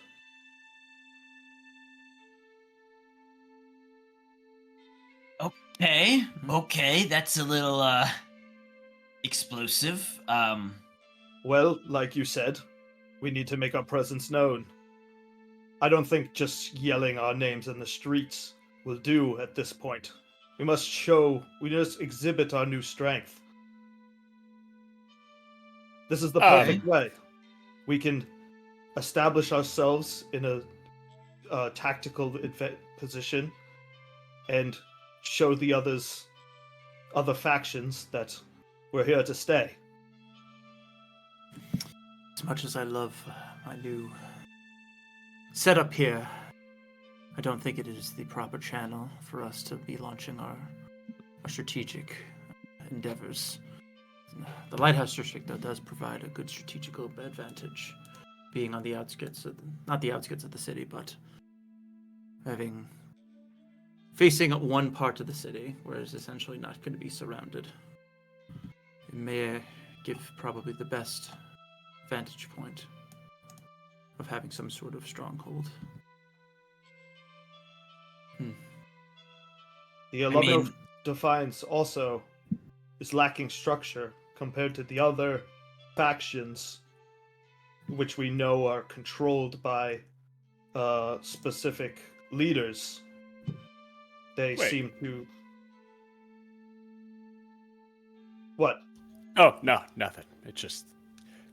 I forgot that the Alumno of Defiance were here. Just a little odd. Well, speaking on that, I did have a conversation with Emile Ducant, and you will not believe who is leading them. Who's that? Take a guess. Come on, let's play this game. Everyone gets one guess. Mr. Bruce, who do you Greaves? think is leading them? Mr. Greaves. No. Septimus? Me to it, I was gonna guess that he sees control of them. Nope, also. both wrong. Fyrn? The only other members I remember from the Alumno Defiance was that fighter in the pits that I kicked, that I beat his ass that one time. Yeah, of course, that His guy. name was Brian. Was it Brian. is it the damn bone rattlers? Torcal. Is it Torcal? No. Captain Otto Hastings. What? Apparently back from the dead. Sounds like bullshit to me. I mean, Maybe Well, it's it's- bullshit. Just like this Mr. Greaves character, claiming to be an underground syndicate lord, crime lord that was never actually a crime lord, and they were just working in his name. So, like, actually, the more I think about the platform he's standing on, It it could kind be of Mr. falls Greaves. apart. It also could be Mr. Greaves in the end. It could be, but let's say that somehow Captain Hastings has returned. all right, there, Isaac. There may be a little more structure to their opposition. Though, as I recall, we kind of kicked his ass pretty handily, so... Well, that's if it actually is Captain Hastings, but But if it is Right, actually right. him, so the ability to be revived from the dead, he must have someone powerful backing him. wait, what did we Exactly. do with the body? Oh wait, no, they got the body back, right? Yeah. They got the body. I chopped his head off and threw it off the cliff. Right. But we still retreated from that when more of the Bone Rattlers showed up. Hmm. Can you revive a body without a head? Looking at Septimus. The magic I know, none that I can see. But again, Maybe we left ruin pretty your much in a robot hurry. one. If they found the head and were able to mend it on, I suppose. Not how mending Whoever works. I meant it in not the actual mending way. Jaquette, what do you Oh. know about mending? Actually, that was a bard cantrip that I had to study, and I failed that test, which is why I don't have the cantrip. So, does this change mage how hand. we feel about what Fyrn had mentioned? If anything, it means that we should endeavor to do it even faster, I believe. If Captain Hastings really is back from the dead, he is clearly an enemy of ours. Well, All right.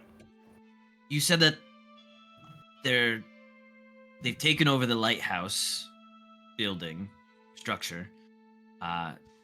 Could you tell, was it heavily fortified? Like, what are we talking about here? Honestly, it was a very dangerous area I dared, not to explore too in depth during the day when everybody could see where I am and who I was. So I just scanned slightly. They have some minor fortifications, but nothing that we haven't dealt with before. And if we go under cover of night, perhaps when they're distracted with other problems within the lighthouse, I'm sure it wouldn't be hard to create a distraction. We can either climb the cliffs and sneak in from behind, or perhaps use magic to fly in and take them by surprise. Okay. And how many people are we talking here? You don't know. There will only be 4 of them when we're done. That means four. us 4. Okay. Well, that wouldn't be them. That'd be us. That's the only number that matters. Right. Okay, so in a scenario, we attack the Ulamo Defiance, we take them out. Then what? We've created a power vacuum there, but I don't think the 4 of us can hold that position. If it's as dangerous as you say, Fyrn, don't we need to, I don't know, get other people on our side? Have some kind of backup? He's right. We need to immediately fortify with people that we can trust, people that will be on our side. We need bodies, able people. There might be able people around Hyvin, but planning these sorts of things take time, and I think that we won't be able to strong-arm any of these factions into giving us what we want without first establishing our strength. These factions, it's a powder keg over there. They're all trying to destroy each other. If we were to defeat the Alumno Defiance, clear the area, and then escape tonight, we don't need to hold it. Tonight? Yes. Whoa. No. No. Not tonight. Why not? It's just going back into rushing to these things. You're creating this power vacuum. We take the stronghold, we defeat the Alumno Defiance. Let's say even if we did, we have no idea how many we're up against, what their arsenal is, how powerful they are. If Mr. Hastings or Captain Hastings is there with them. God, you're just like before. If we keep just not doing anything and waiting for plans, we're just never going to get anything done. And then we're going to have to be put on one of these emergency situations anyway. And then we won't be able to make our own terms. We just got back into Hyvin. We're trying to come up with our own terms. We're trying to come up with a good plan. That's what I'm trying to do. I don't think your plan is a bad one. I agree that taking the lighthouse from the Ulamo Defiance is a goal that we should have on our horizon. I just think...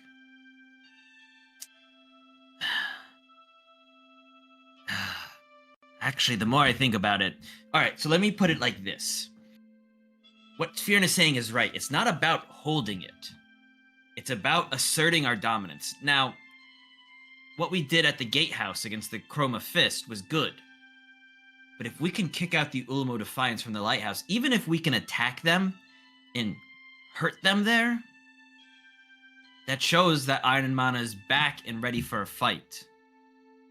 It does put a target on our back, but I think with everything else happening in this city, our target will not be any larger than the target on any other faction's back. Does that make sense? It does, but I also think that we need Maybe some time. Maybe not tonight. Maybe not next week. Maybe 2 days. Just a little bit more time. Get a little bit more information. Get a little bit more prepared, so that we could take on these. Bruce, threats. maybe this will convince you. I spoke to, I established a contact, a high-ranking Sage of Coin, at the AEC today to discuss a business proposition. He doesn't know what that is yet, but if we were able to accomplish this, shown our strength, and present him with the fact that it wasn't gang violence, but us that cleared out the lighthouse, they will see that we can back up what we plan to do in the future. It'll be the first step to maintaining order in the area. But can we trust them? Can we trust the AEC? We don't have anybody else to trust. But you haven't Look- even met look with at them the- yet. You don't even know that they would accept the proposition. All we know about them is that they're businessmen, right? Jaquette, you know their type. These people, they just wish to establish their own... They only care about money. And that is something that we have, and that is something that we can use to our advantage at this point. The other alliances that we could think of are not feasible. The Alumno Defiance, we've murdered their people before. Mr. Greaves wants to take over the whole town and has been causing chaos. None of us want to ally with him. And as well, the Chroma Fists. We've killed their people and they've attacked us before we even got the chance to talk to anybody important. Well, we attacked them first. Let's make that very clear. The Commodore's gone. And we are the strongest people in this town, whether you guys believe it or not. We need to show them that.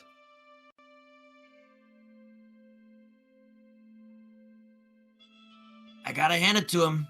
He's not wrong. Speaking with Emile Ducant up in the governor's And the office law- within the Commodore's mansion, I will say this that might change your opinion, Fyrn. The AEC, the Electrum Company, my understanding is that it used to run as a public good, right? Bruce, what'd you call it? Their electric station? Their generator, their substation. Yeah, their substation. They operated it on the good of the city. Now, it's become a utility. They charge people for it. It sounds like they're charging them a lot. I They will do. say, if Iron and Mana can present ourselves as a beacon of order, of maintaining a hold over the different factions in the city, the AEC will be more amenable to us. Now, what we get from them, I'm not too sure right now. Oh, so I mean, they you do want seem like so Hmm? on that you want to rush into things?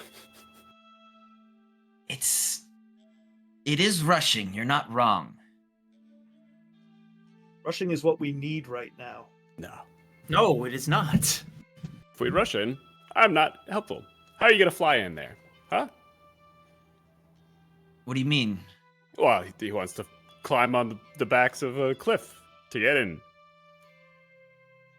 Bruce, Supposed to create a No, distraction. I mean, Bruce, no, I'm not sorry, back trying up. to force you to do anything. I'm trying to convince you. I'm not going to do it if you really don't want to. Well, But I'm if, trying to say that this is what we need. if you want my help, 2 days. okay. By then our business opportunity will have passed with the AEC. Oh, well, We won't be That's able- not true. well- Sorry, Fyrn. You said I know business people, and I do. Anytime they can sniff the scent of coin, they will follow. If we show that we can take out the Ulmo Defiance at the lighthouse, they'll come right back to us. I understand that you set up this meeting tomorrow morning, and I understand what you're trying to do here. But Bruce is also right in that maybe having a little more information might be good. I also think that we haven't really considered. What about the Hyvin Times?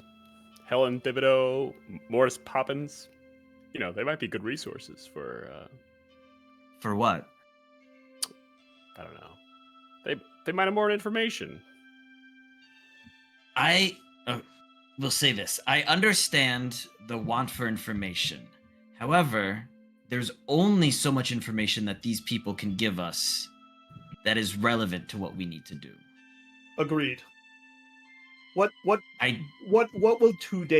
you do in the 2 days that will improve our odds?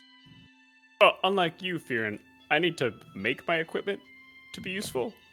I can't just walk around with a sword. Allowed us to get some sort of scouting information to know how many bodies are held up within the lighthouse. Instead of just going blinding in, running in, and killing everybody that's there. I scouted today. If I went How any many- further, How many are there held up? like I said, if I went any further, I wouldn't be able to get that I wouldn't be able to get that information without causing more violence. So it sounds like it you were would just going to ruin be our going plan. in blind. It's our only option. It's not. It's absolutely not.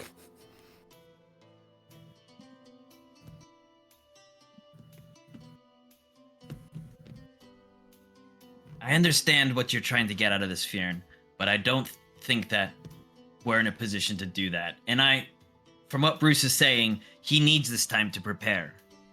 Tactfully, we need to wait for our ally to be at the full strength. I'm just In saying, the on top of meantime- that, Fear, you have my support of trying to take out the Ilmo Defiance. But it's just Same. trying to make sure we're not rushing in. The next In the 2 meantime- days, maybe in the meantime, Jaquette, he's the sneaky one. Let's utilize I that. can go there. He can go there, scope it out, pretend to be somebody else, pretend to be an Ilmo Defiance person, get through to the defenses, understand how it works, and how to maybe we can better attack. We need to use our advantages to our strengths instead of just going gung-ho. I understand your concerns, and it seems like I'm outvoted. We will wait the 2 days, but I must reiterate, the longer we wait, the more news of our arrival shall spread, and the less likely our surprise attack will be effective. As much as we can gather information on them, they could gather information on us as well. It's a fair point, Fyrn. But we need this time. Hey, Understood. do you remember on the cliffs? Maybe this is not relevant right now, but maybe eventually relevant. The cliffs that went. There's a tunnel. Was there a tunnel that led to the basement of one of the houses in the Lighthouse District where we killed Captain Hastings? Yes. Yeah, I wonder if there's any more underground passages kind of like that we can utilize. My understanding was that they were spread all over that area of the city. You'd be the one to sniff them out, Bruce. Yeah. Maybe there's maps of it at the academy. Maybe. I'll check it out tomorrow.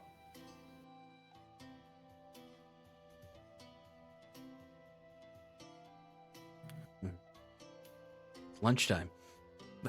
So, let's break bread. Yeah. The door opens at that point awkwardly as one of the acolytes just kind of sees you all like having like a meeting and goes, "Oh," but then just like brings in some bread and food.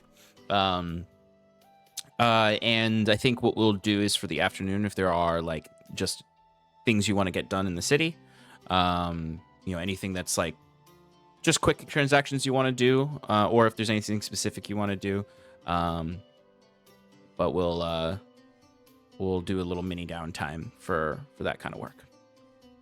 All right.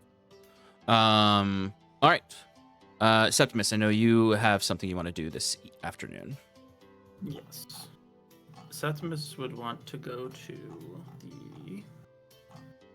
say the correct name.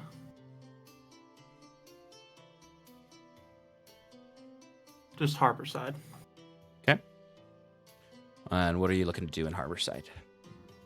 So, if I'm not mistaken, Harborside is where we were when we fought that big Machina, right? Correct. Yes.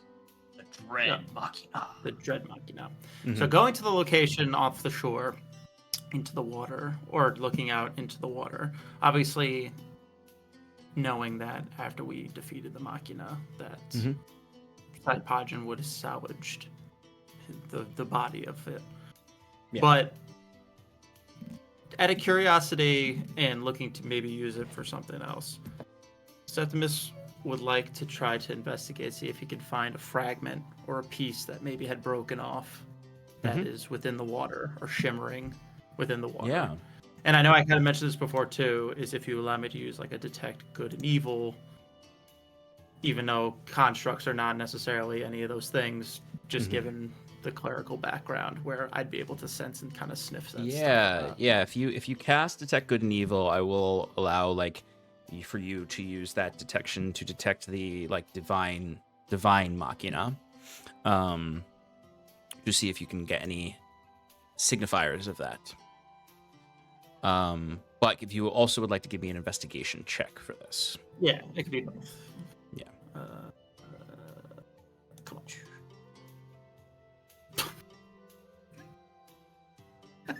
You can give yourself guidance. Doesn't matter. What'd you roll? 1. A 1. Okay. Well, it's a skill check, so what is the total? 4. I'm sorry. 5. 5. Okay. Wow. All right. Well, you go ahead and cast the spell, though. Yes. And I'll say you are with the result of the 5 is not that you're not able to find anything; it's that you're having some trouble getting down there and to it and stuff, and you may need some assistance if you want to do anything with this later. But with the detection, though, you do detect the faint signifier of the aura of Machina.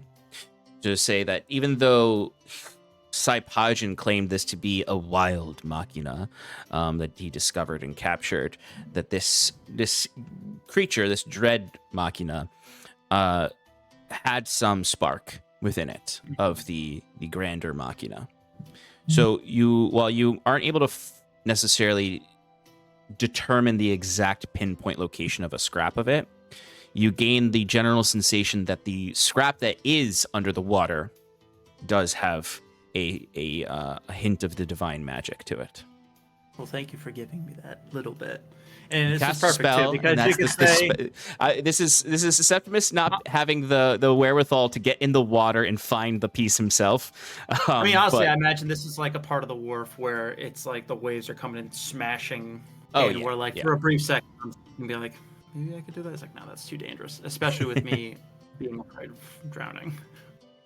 Yeah, Septimus might have the thought- I'd say that's probably the easier thing to say for why you rolled lower, is that you are so you start to get you're like, maybe I can get on these rocks, and then there's just Like, this I'm trying huge to wave get that splashes up. I'm like, son of a bitch.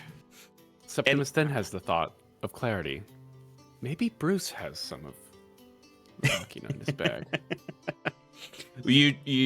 I think you told you him that take he has the I have the spiders. spiders, He doesn't have yes. the dread Machina parts, but he has the spiders.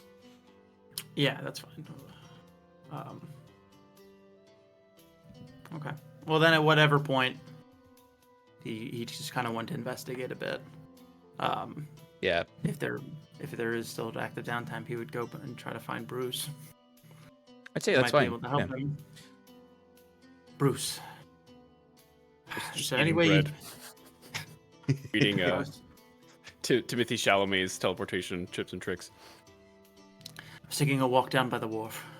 I was remembering the dread Machina that we had once fought.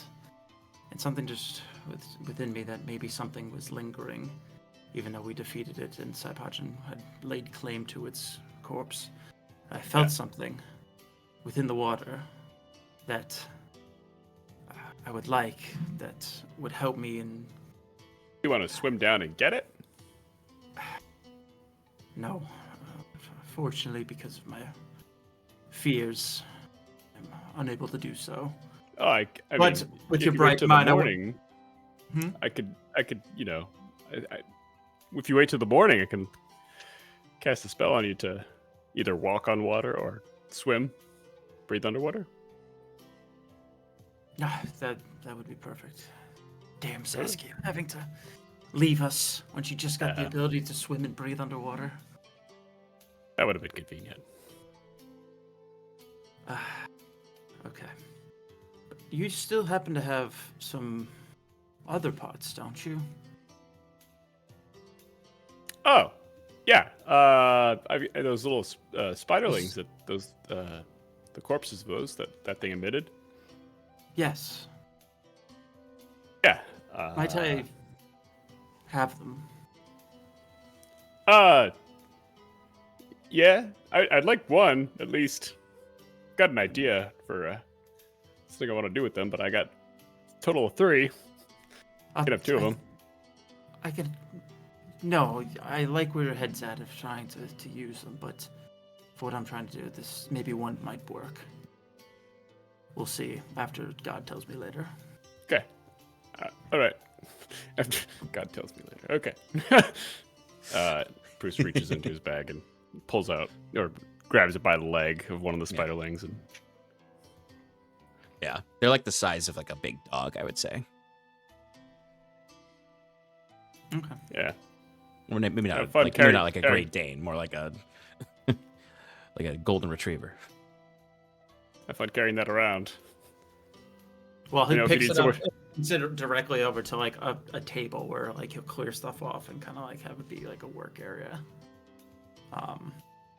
Knocks all the bread on the ground. Hey. Okay, so you have one spider machina corpse. Okay. While you're taking a look at that, is there any tasks the rest of you would like to do for the afternoon? Things that you want to get done or things you want to prepare? Were we going to sell magic items today, or is that going to be a later thing? You would probably need to procure a buyer before, which will take at least until tomorrow, I would say. But you can put out the feelers for if you want. It'll be this is the way I'll put it. If you put out the word to Litholdus, you don't have to spend the usual amount of time looking for a buyer. Otherwise, it does take a week to find a buyer for magic items. But Litholdus is a contact you already have, so you just gotta put the feeler out for him, get in contact with him, and you can set up an appointment with him. And that could, I mean, truthfully, if you put the feelers out now, that could be today, and we could take a look at those things for this afternoon, or it could be for the next day. But do you think, you're a prime. Well, I suppose if you put the feeler out as your alter, Jacquette, he'll be like preferred customer. He'll meet with you probably quicker. Okay. Yeah. Jacques has a few things, but yeah, he can add that onto the list of trying to get a contact with him. But Jacques would be doing it as Iron and Mana and just being like, "Hi, my buddy." Yeah, I mean, if you want, I can handle it. If you want to just give him my name. I remember Sass's character was Althea, but I don't remember your character's name. Yeah, I have it. We can go. I can hit up my goon Torcal. That's true. Actually, Torcal is also a viable buyer, but Torcal definitely has less money than Litholdus. Where did I put it? What if you ever upgraded the Reacher Grabber? Now, a Reacher. It's the kind of thing where Torcal would be able to buy a couple of those items off of you, but he's not rolling in tens of thousands of silver. Fair. And truthfully, could he neither know is potential- Litholdus. Litholdus might have to be like, I'll buy it, but I need to go find a buyer myself. You know, you'd maybe not Right. be walking around with 250,000 silver.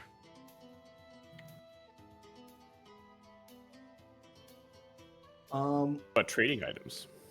Trading items, though, yeah, you can also do trading.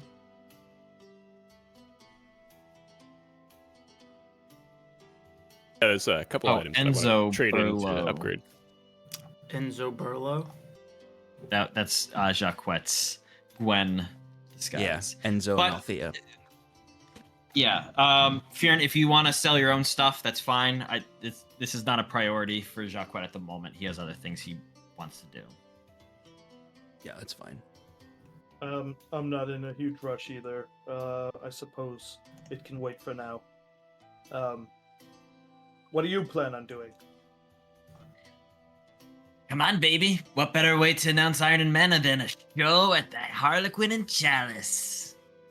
The people want it. I have to give them what they want. And with it, maybe I can plant some seeds for some new hirelings, And I need to catch up with Reardon, and I think that's the only way he knows of getting in contact with me, so... But I also thought about stopping by the Hyvin Times afterwards and seeing about doing an editorial piece. I mean, They would- if you, like I said suppose- earlier, you should exchange that information for maybe more information about maybe how many people might be in the Lighthouse District. Maybe they know that information. I'll ask. If anyone knows, it would be Kellen. He was on the crime beat. So I'll see what he can tell me.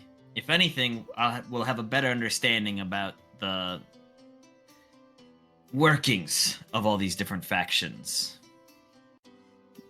on a more nuanced level. Okay. And maybe I'll just read the latest edition to see what's going on. Perhaps I should visit Sindel's house, take a look at those tunnels that we know of, do a little bit of first-hand exploration. Or That could be helpful. Or I can go to other bars around town, pay for a few drinks, maybe get more information that way. Sure. Correct me if I'm wrong, but you had maybe talked about looking into some of these other adventuring groups that have sprouted up around town. See if maybe we can get some of them on our side? What do you think about that? I suppose it could be a good idea. I wouldn't want to... I doubt they would be, receiving if we told them what we plan to do.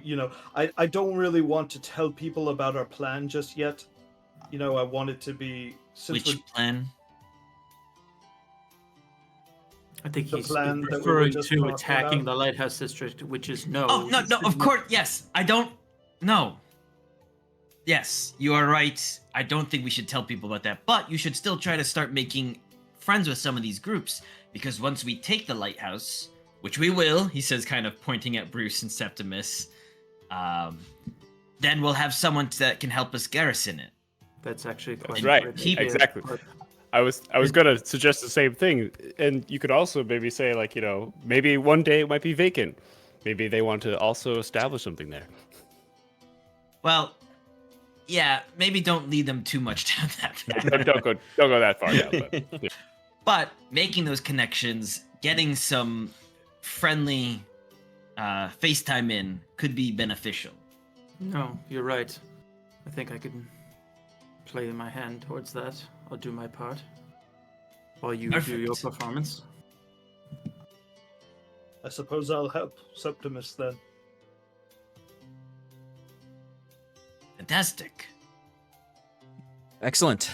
All right, so we have a trip to the Hyvin Times, and then maybe a trip to Harlequin and Chalice to set up a show.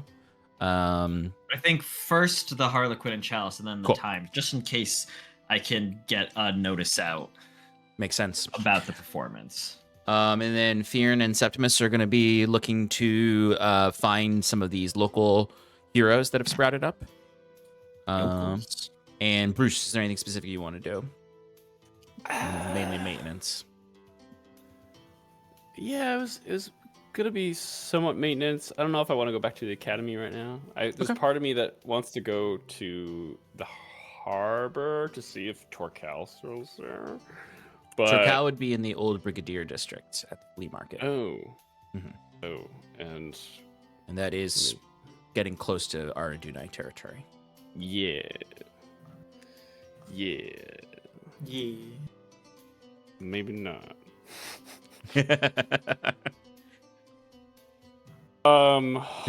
That this whole thing turns into a rescue operation for Bruce, who's been kidnapped by the Aradunai. It might. No, I think Bruce would just black hole them or something. You should just Probably, yeah. You should just persuade them that he's. Oh wait, never mind. I'm thinking the wrong thing. My dog. Yeah. Yeah, you're a dog. Yeah. Now, for some reason, I thought the can't remember the eyeless. Eyeless like Eyeless. took the form of like a dragon. But that's completely. Oh, like he's the eyeless messiah that has arrived in dragon in kobold form. Yeah. What about your I Sorry, you go. I might just go to the academy and get a map to see if there's anything on the lighthouse district sewers. Okay. Sure. All right. Perhaps you can recruit some of your followers here, Septimus, to get the word out about us wanting adventurers. I've been trying to inspire some of the followers here as of now to believe more, and so I'm hoping that they can get the word out, but I can ask them more directly to let them know that we are looking for, or that the Sept here is looking for young adventurers, maybe make their way around here. Yeah. Alrighty.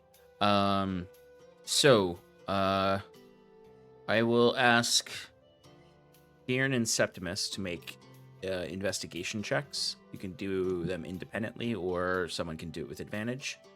Well, actually, are both of you proficient in investigation? Yeah, yes. Not me. All right, then you guys have to make them separately.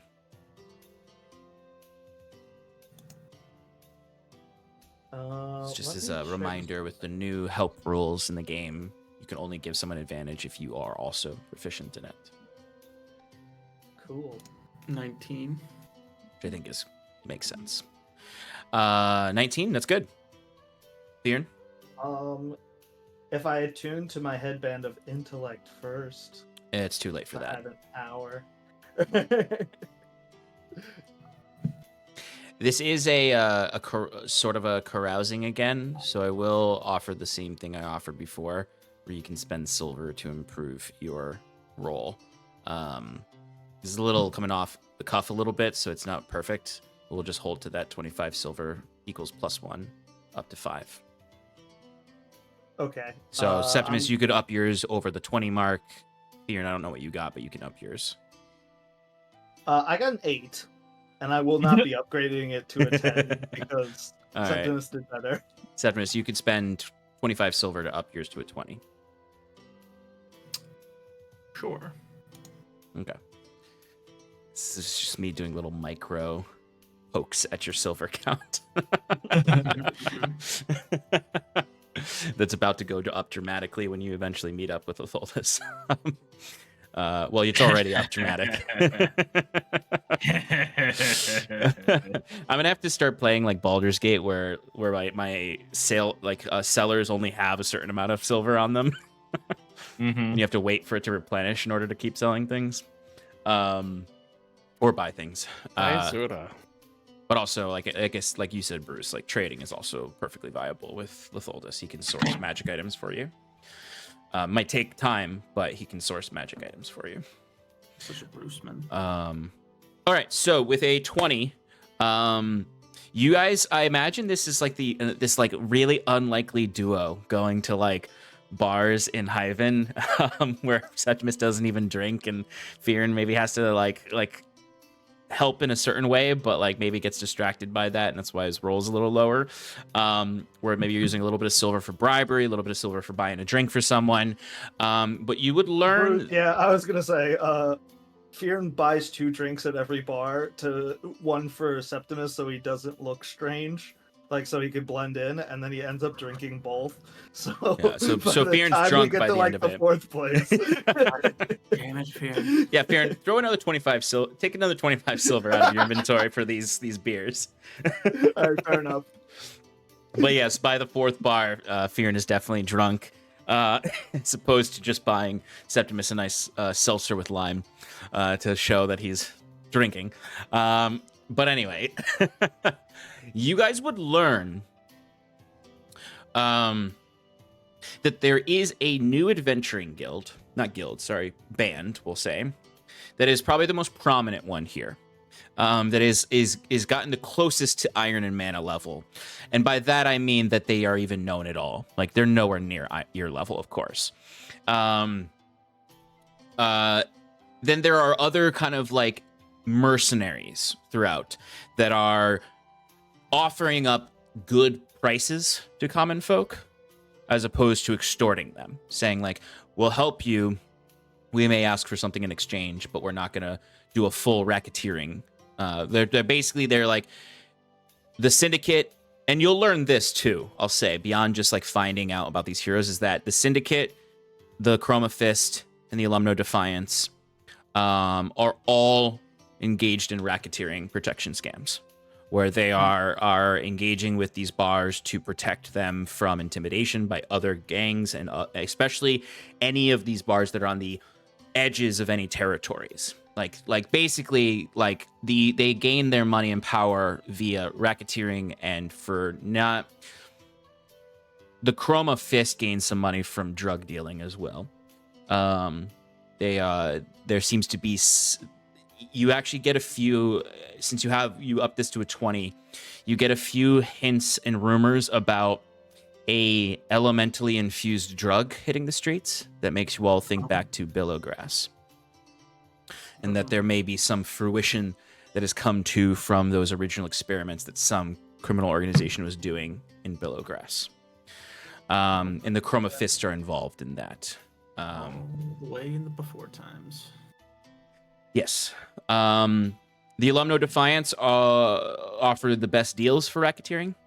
But still, these heroes are, if you can get one of these hero mercenaries to help you, they are your best bet as an individual here in the city. But that there have been also a ton of deaths. There's a lot of like young people who are like, I'm gonna become the next Jacques Touchard, because I bought a wildly unsafely made magic mandolin and thought that I was going to be able to be a bard. Or someone who's like, I'm going to be the next Fyrn, who went rushing into like a confrontation between a storekeep and some syndicate members, and they just saved up their money to buy a great sword, and they were just like, I'm going to be Fyrn, and like all of these people who are not level 1 adventurers trying to be adventurers, basically. Okay. But the group you hear about call themselves the Wild Flame, and they're apparently a trio of adventurers that has a sorcerer, What's okay? a monk, and what some people say is probably a rogue or a fighter. What is their like business statement? Yeah, Are they- their business. Do you say their business statement? Yeah. Yeah, they are. Are they just got a looking to slogan? like make money? Are they trying to? They Are they claiming. righteous adventurers? Yes, I would say everyone you talk to says they are trying to be righteous adventurers. They do not charge anyone for their services. They only expect like food and housing from people. Wonderful. Their literal goal is to protect neighborhoods, protect the streets. They are as close as you can get to like vigilante superheroes. And Can I roll, go ahead. can I roll persuasion? Or we can roleplay it. I don't know what you actually want to do here to try to convince them to join our cause to try to dismantle the oppressive nature of the gangs throughout Hyvin. So I would actually say that if you want to contact the Wild Flame, I would want to at least roleplay the introduction. Makes sense. There are innumerable hero mercenaries though, which are not as strong as them, but are people who you can quite literally just be like, we'll toss you silver, and they'll be like, you got it, boss. And maybe would be like amenable to the persuasions of the heroic life. You know, the hero's journey, the adventurers, the adventuring class, as the bunco advertisings say they serve. Those are more like, they're less like idealistic and more like adventure oriented. They want to be adventurers, and they also want money. The Wild Flame, though, is quite literally like, we have principles and we want to engage in them. Cool. Okay.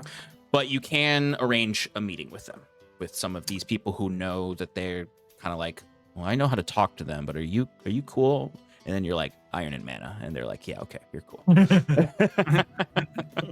Because you guys have a pretty strong reputation here, even though everyone you meet maybe gives you a little side eye because they thought you had disappeared forever.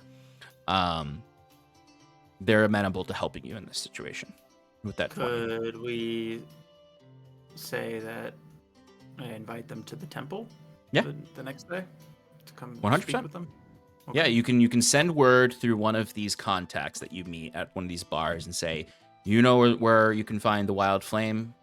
Tell them that whatever you want them to say, like Iron and Mana invites you to meet with them, or Septimus the Great invites you to meet with them. No, Ironheart. I'm not that ostentatious. Not yet. Okay. No, that would just be as simple as heard of you upcoming adventurers would have a proposition, would like to speak to you. Come to the temple district. Okay. The person downs their drink and says they'll go find them. All right. And then I guess the other question I would have is based on that role also, how many quote unquote mercenaries would you say that there could be on retainer if needed to pay? So it's or you don't have to answer now, but just it's the kind of thing where people say like there are plenty of people in the city looking for a new life who you can pay to be adventurers. Some of them are level 1, some of them might even be level 5. A lot of them are commoners who bought stuff off of the streets, or gained or found something, or like there's just a lot of upstarts right now. And we're in the hero class phase of the city, of a lot of people trying to get into the industry, and getting rebuffed or killed. And that there's starting to be a burgeoning adventuring class in Hyvin. So there are people you can hire who are like, I would say, if we're thinking like just as a thought experiment, would be like level 1 through 5 heroes that would exist in the city, where you could get a band together of like 10 people probably. Cohesiveness might not be great because it's just like whoever's available. Yeah. But there are adventurers slowly but surely acquiring power in the city who can be low-level followers or retainers. Very good. All right, Jackie. Yes. You arrive at the Harlequin and Chalice. Cool. So remind me, the main entrance, or like the main tap room of the Harlequin and Chalice is it's a wide open space, right? Yes, it's a wide open space that's square, and then it has the four corners of the main Right. tap room has the private circular booths. The bar is on the far side from the street entrance, and then there's a door that leads to the back little attachment to the building, which is where the kitchens and the brewery is, in the back area where they keep where they fill the bathtubs and stuff. Is there any... I want to enter theatrically. My thought process was to use Dimension Door to teleport through a window I can see up onto like a high space within that tap room, and then descend down saying something like, "Oh, everyone thought I was dead, but no, I rise." Yeah. So you could probably Dimension Door on, I mean, if you want, you could Dimension Door onto a chandelier. That's even better. Yeah, I was thinking like you could definitely see through the windows and Dimension Door, like almost like you're on like the on a ship and you're hanging from the chandelier. Sure. Yeah, you could definitely do that. Yeah, so he does that. He just Dimensions Doors in, and then up there he's like, "Everyone thought I was dead, but no, I am here, alive and ready to perform." And I imagine you do your usual light show a little bit there. And then if it's dim light in here, I'll fly down. Otherwise, I'll have to take some fall damage. It is not. Always land on your feet. It's not dim lighting, but because this is part of your performance, and you automatically score really high end performance, I believe, if I'm not mistaken. Mm-hmm. I'll let At you. least 22. I'll let you roll an acrobatics check to be part of the performance and avoid Okay. the fall damage. That's a 25. All right. So how do you gracefully land to embellish this performance? Yeah, so he's up on the chandelier. He says whatever I just said, and then he swirls the cloak and drops between some of the I don't know how big the chandelier is, so I don't know if I can actually drop through like the spokes or like if I just swing over, but he just drops down onto like an elevated surface, like one of the tables, and then like gracefully goes down from there. Or if there's like a pillar near him, he would like kind of like jump down to that and like slide down a little bit. Oh yeah. So what I'll say is you pop in on the chandelier, Right. and it's large enough that you can like kind of swing on it. Not large enough where you can fall through the spokes, but you're swinging on it, and as you announce this, you then kind of leap from it and get to one of the pillars and actually slowly slide down it until you gracefully land and bow, and everyone looks. And people, there's some people who just clap generally because they're in a restaurant and something fun happened, like a rainforest cafe, and then others are like looking and whispering, and like there is absolutely like that commotion of like, what the fuck, and like there's like, you see, even as you're standing there, you see like on some of the walls some of these like faded Jackie Touche posters that had been put up in certain places, and as soon as you land and do your bow, you just hear from the back room the loudest, "Oi! No, Oren! and just like this person like barreling through, pushing people, and a door slams open from the kitchen area as you just see Orlin slams the door, like hits one of his employees who drops a bunch of tankards. And he's, "I don't believe the fucking gods, Jackie Touche." Don't believe the gods, for they speak lies. Only believe Jackie Touche. Another round of yay. Orlin comes running up to you and bear hugs you, squeezing you up, lifting you off your feet. Okay, I didn't know we were there in our relationship. With sore eyes. And he drops you down, and like his big hands are on your shoulders. "I never thought I'd see the day. Welcome home, Jackie." Thanks, Oren. It's only been a few months. Was I really that missed? It's been a difficult few months there, Mr. Touche. I've heard.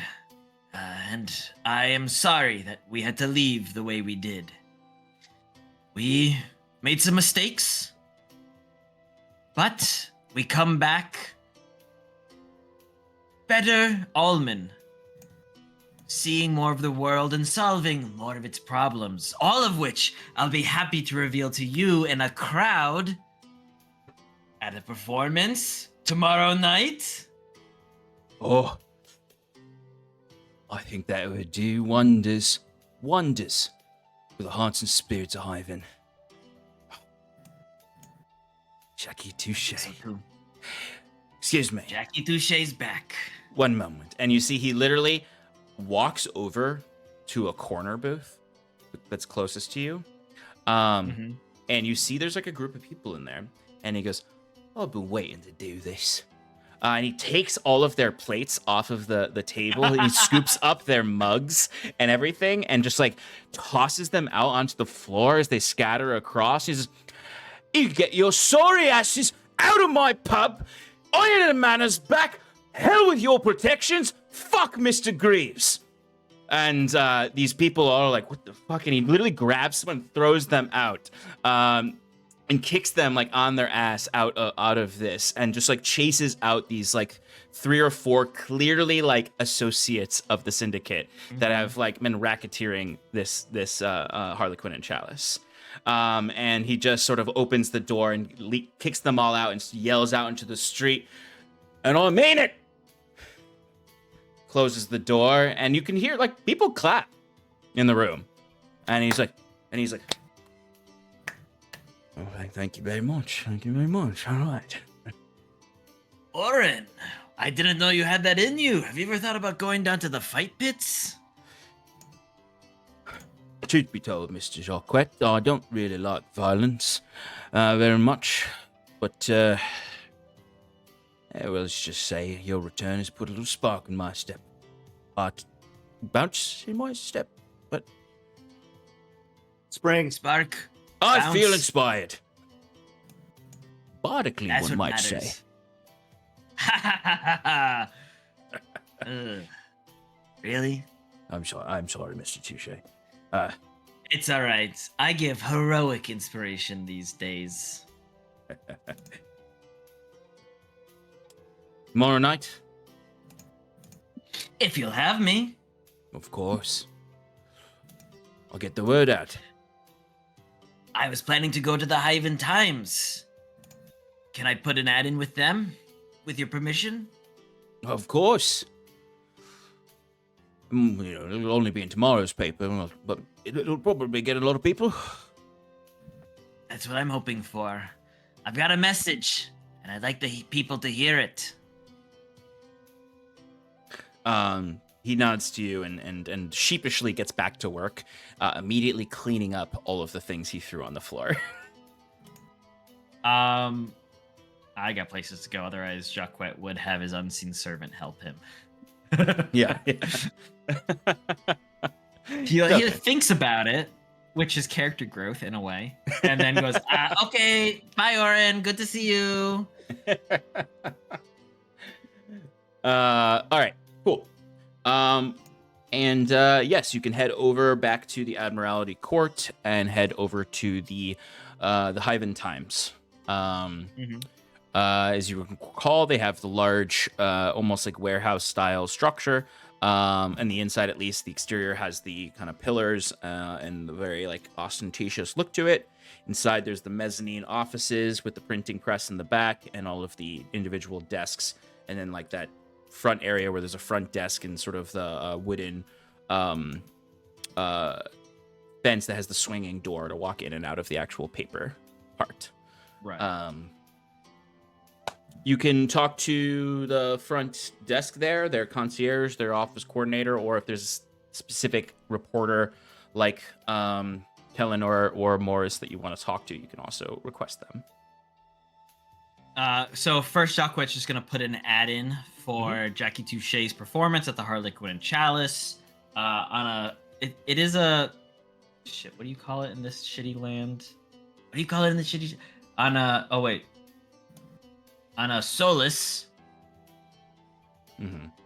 A soulless evening. I know. But it's what Jackie can do. And they're like, Harlequin and Chalice. they're basically like, you came in just in time. We were just closing out all our advertisements because we've got to get printed tonight. We'll cost you a bit extra money for a rush order, rush print. And so just one day of advertisement, it's going to cost you 100 silver. 100 silver? It's a rush order, sir. Yeah, but I'm Jackie Touche.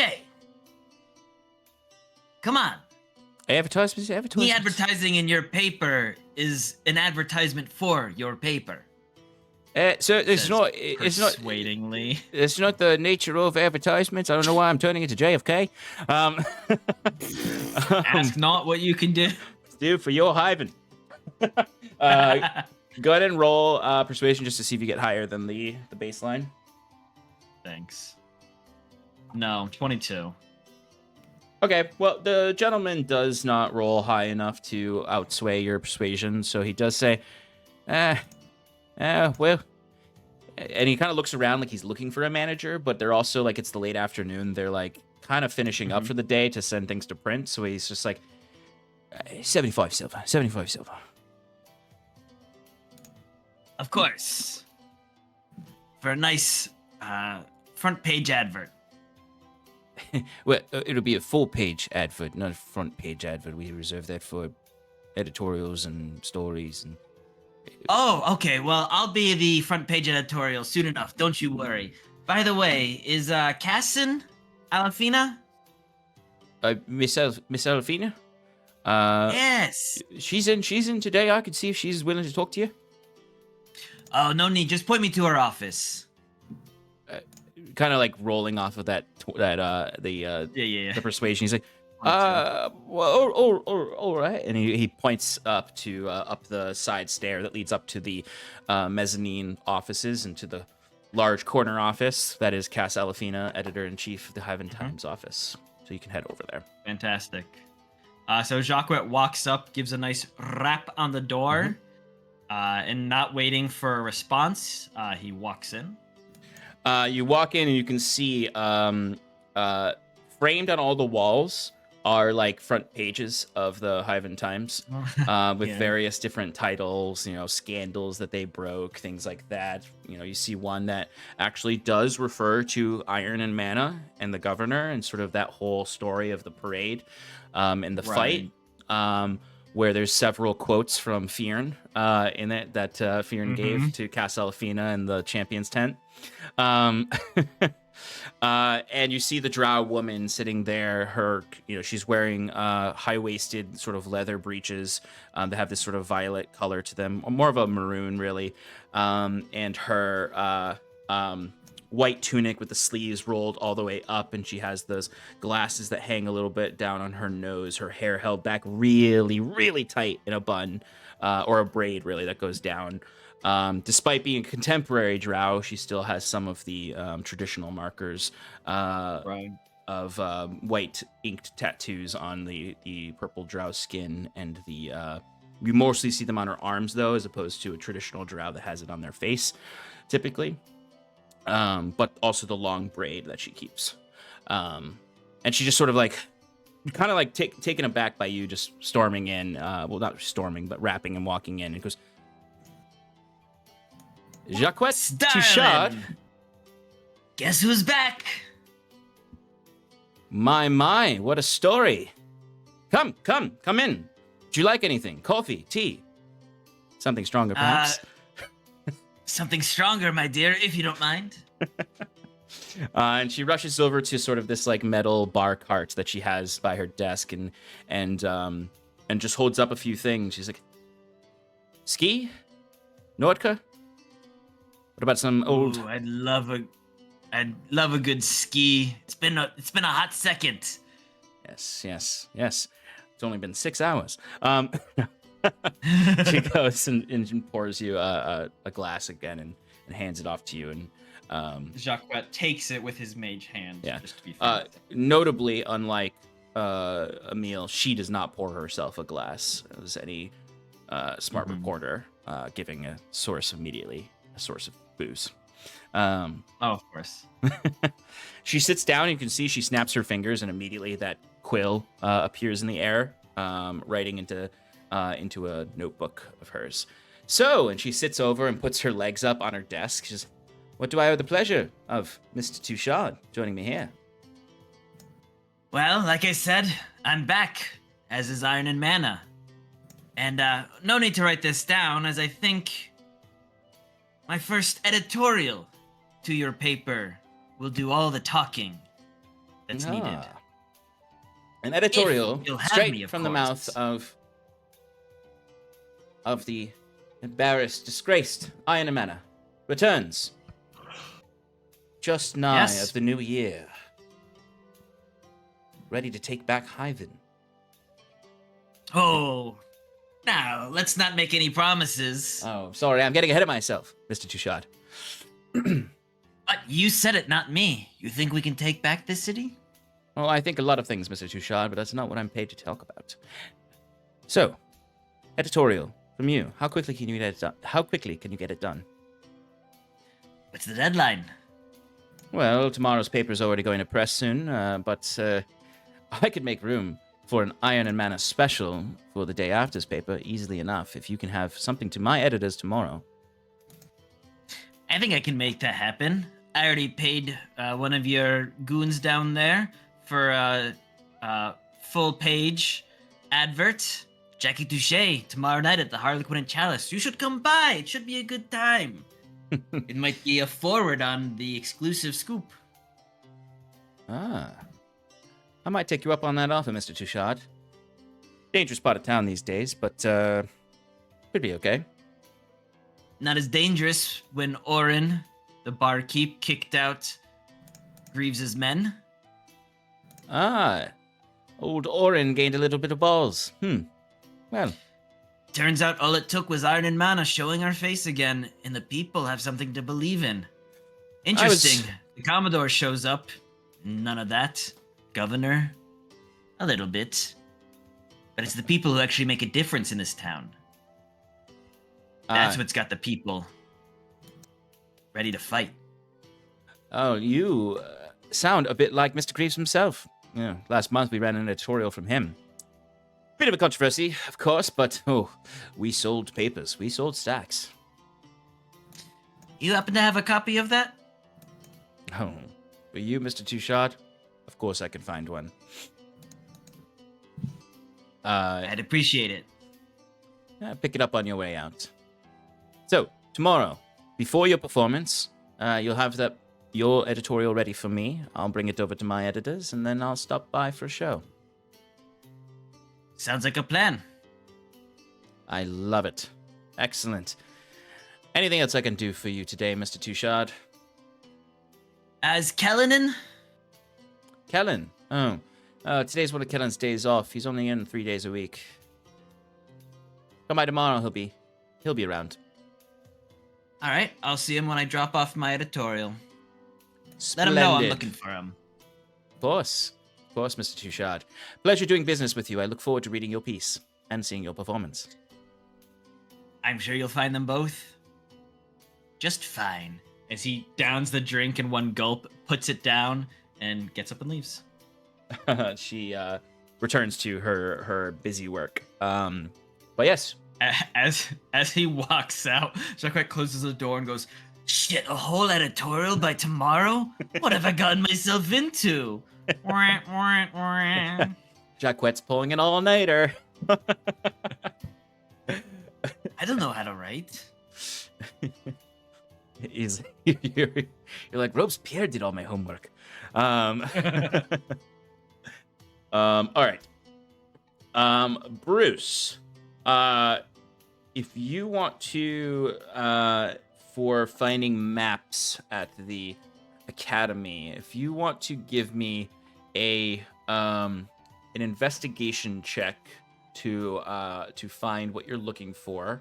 Again, similarly, if you want, you can also pay the silver amounts to increase your roll, although I don't think you're going to need it, to hire people to help you find it at the academy.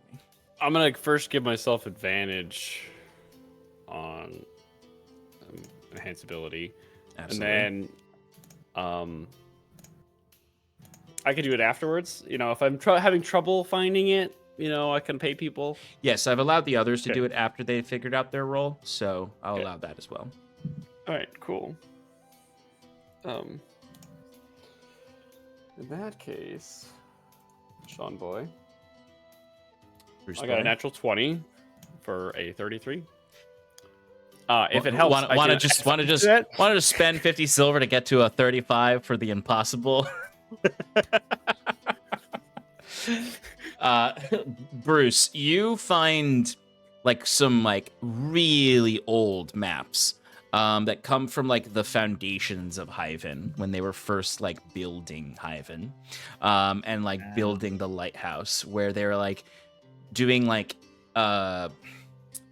surveys of the basalt cliffs to see, you know, find all the structural integrity aspects, and you know they started to explore these tunnels, and you find that it is this like crisscross web of tunnels that are, some are as thin as like a foot wide and others are cavernous, and that there's just sort of this general hollow, almost ant farm within there, with some of them having been actually dug out by people, like the temple that you guys were in where you killed Otto Hastings for the first time was a structure built by people, most likely, and then others are naturally occurring that have been turned into smuggling tunnels, and they go from tip to bottom, basically, and that there's ones that lead all over the place. The one thing you'll find is all the notes, though, say we couldn't get to the core of the tunnels because of the dangerous crab people in there. And that many of they've had to stop, and that a lot of the tunnels are particularly not useful because they are come too close to the highly aggressive territorial crab people. And they're all like, those tunnels, they're all like, you find a detailed map that like marks those spaces where it's like we cannot go deeper, we cannot go further, we cannot go down these tunnels because they are crab people territory. Now, those tunnels may be... you don't know how the crab people feel about you now that Sass is not with you guys. And also that Sass is apparently the patron that gave her an alliance with those crab people. Yeah. Damn. Those could have been those could have filled the vacuum. We could have just taken over. You could have people. Yeah, literally used the crab people to protect the lighthouse keep. But even if Sass was still here, those crab people probably are not allied with her anymore. Right. Well, we'll never know. Until Sass comes back and the crab people hunt her down. All right. Well, that's that, I guess. Cool. I got a map. Or yeah, and you can individually yourself study these maps to see if there's a path that looks good that could lead you closer to the lighthouse, or if there's one that leads into the lighthouse. So you just need to study them a bit yourself. And you can spend the rest of the day doing that. I'll do that, and I'll take some good notes. Cool. There's one other thing I would like to do, Sean. Sure. Well, I guess while I'm here, if the other spell scrolls available somewhere in the academy, like low-level spell scrolls for purchase? Yes, there is. Can I get a couple, just a couple of spell scrolls for Speak with Animals? Yes. Can't play a campaign with Alex with him not speaking to an animal or two. You got it. Wait, do crab people count as animals? Yeah, they better. Wait, just get a scroll of speak to crab people. Can I get speak to crab people? No, you wouldn't get a scroll of speak with crab people. You would get you would use the tongue spell because they aren't animals, the crab people. Oh, they're not? Okay. All right. Well, then I get tongues. Yeah, if they were just crabs. Yeah, it's just You could talk to the a crabs. bubble They do have machine. those crab pets that they have. Can the crabs can regular crabs speak with crab people? Can I get a crab translator? I hate you guys. The reason why I only say is that the speak with animals scrolls are cheaper than the tongue scrolls because the level Right. difference. That's why I wanted a crab translator. My answer for that is if you're willing to risk the mistranslations and the game of telephone you're creating with the crabs. That's okay. How much does tongues cost? Let me look up. I always forget how spell scroll costs are. I think it's an uncommon. I think level 3 is common. Let me. Believe so. That would be 300 silver each. Oh. Yeah.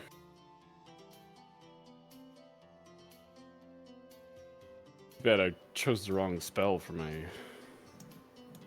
infusion. Yeah, screw it. I'll get two spell scrolls. I'll spend 600 silver. Okay. Easy enough to do. The uncommon scrolls are pretty easy to purchase in the academy. Okay, cool. So I'm gonna do that, and then after purchasing, Bruce is gonna walk out onto some other courtyard and find a nice bench to sit on, and he's gonna reach into his bag, and he's like, "This is stupid. Jack Wet's gonna kill me, but I gotta do it." And he's gonna light up his Pipe. his pipe, and I'm going to send a message to Captain Hastings. Okay. What do you send? Hey. Hey, it's Hastings. It's Winifred. Where are you at? I got your delivery. And that's it. Bruce, Not expecting. can you give me a deception check with disadvantage? You got it. Yeah.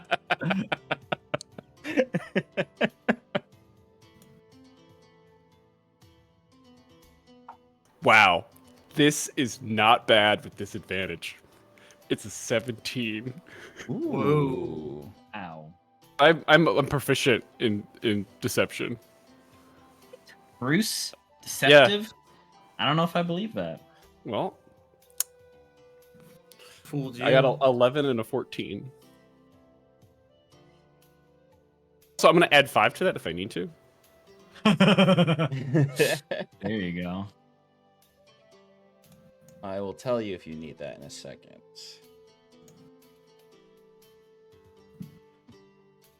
Bruce, no. You're doing the Lord. Why? Bruce, you're doing the Lord's work. Oh, dude, Bruce. Good job. You rolled a 17, you said? 17 and Yeah, add 5 to that. So You want to know 22. what Captain Hastings got on his insight 21? check? A 21? 16. Oh. Oh god, even with advantage. You would hear back.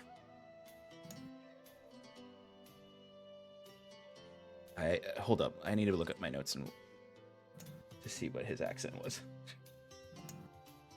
His accent was cool guy. Okay. Cool, guys. Pretty cool guy. Winifred. How did you contact me?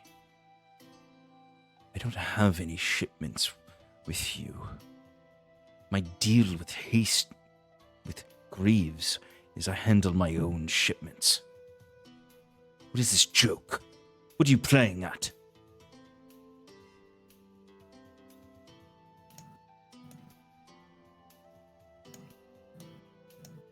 Bruce is just going to like put the pipe down. Whoa.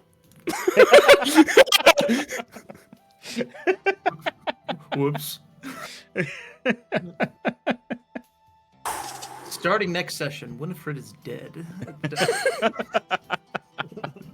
And Bruce is just like, Winifred has fucked up probably too many times for something like this to blow up in her face. She was already kind of on thin ice when you guys were bribing her.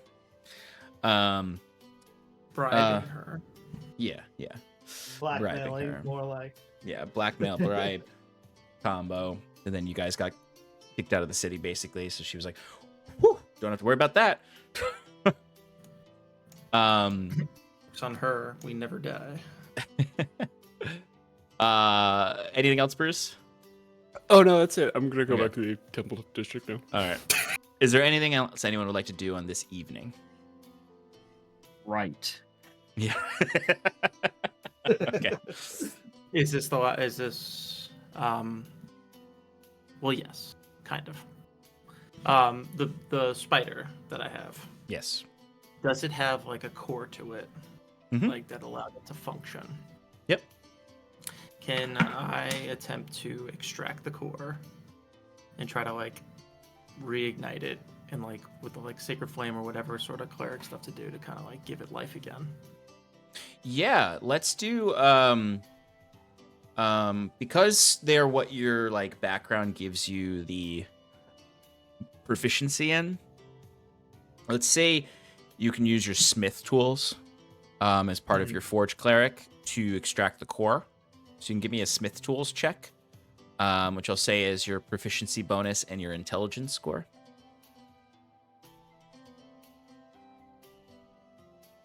So you could roll an intelligence roll and add your proficiency bonus. Yep. 14. Okay. So, yes. Does this go with the rules with cleric where wisdom could be used for intelligence?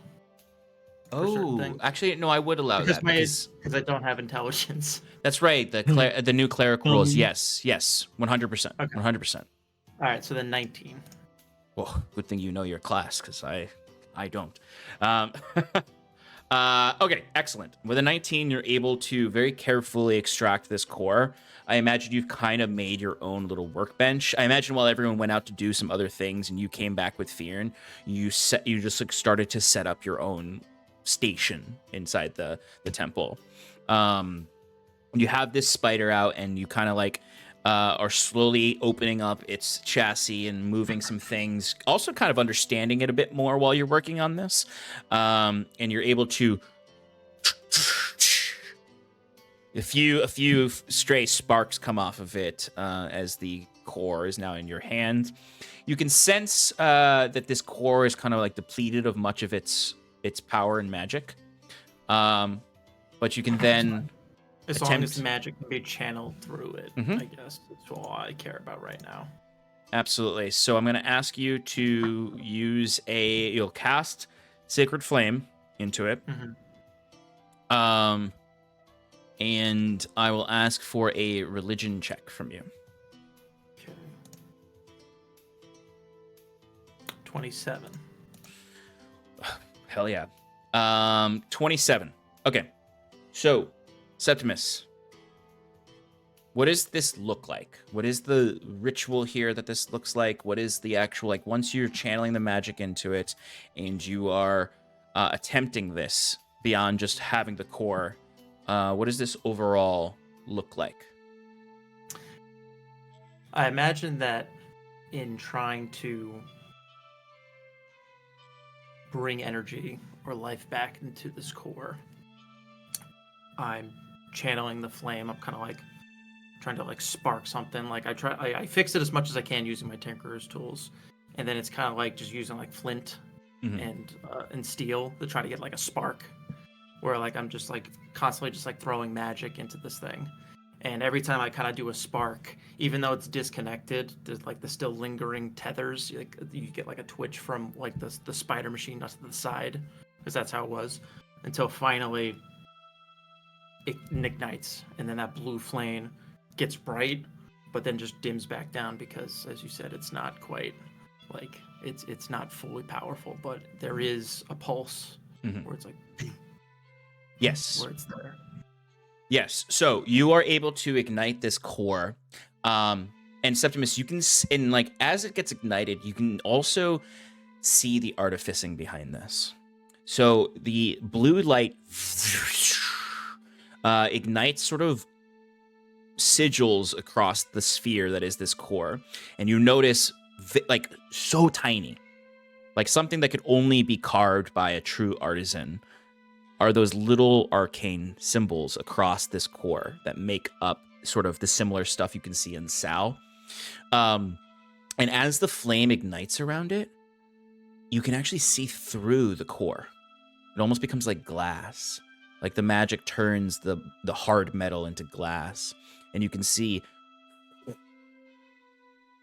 forming into a small little fiery sphere of blue energy is this little core that is almost like a little moat of light.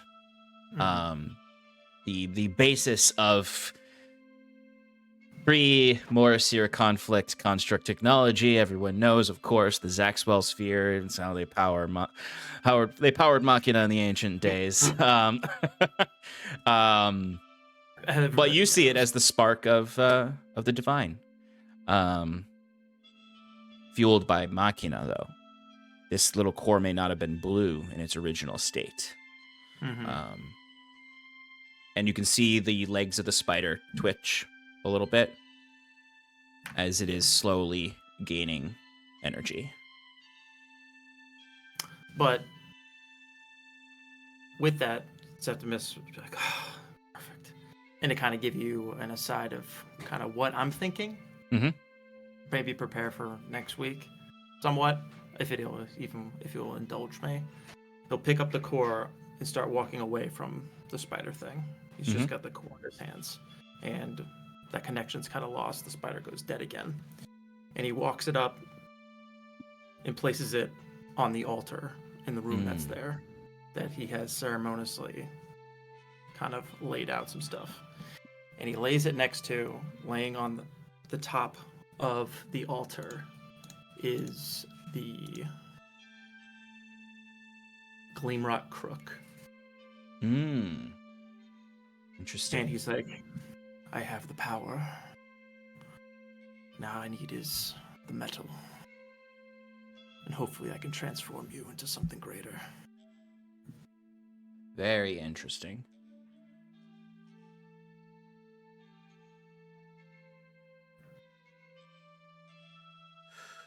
We will see what happens to that next week.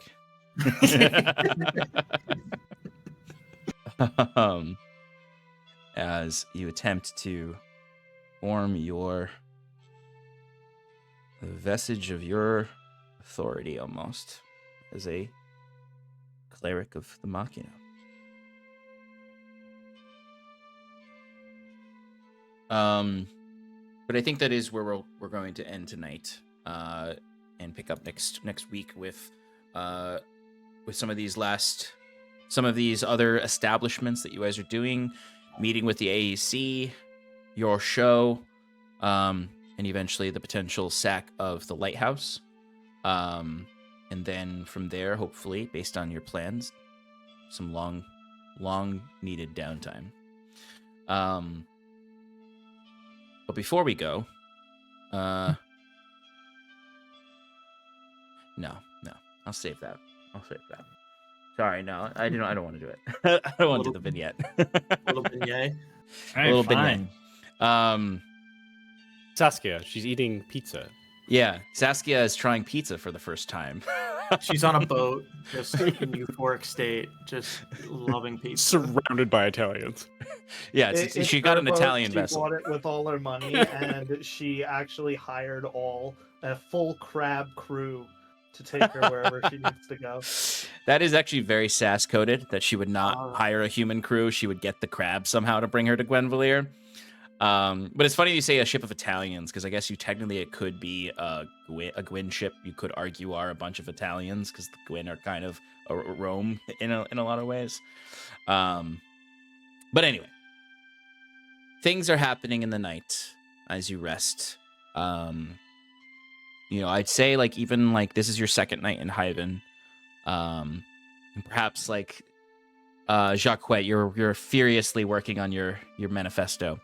And you would just sort of notice out the window, Jacquet, just like the sounds of conflict in the streets. Like not like there's like a revolution happening or anything. It's just like general sounds of conflict in the evenings in Hyvin.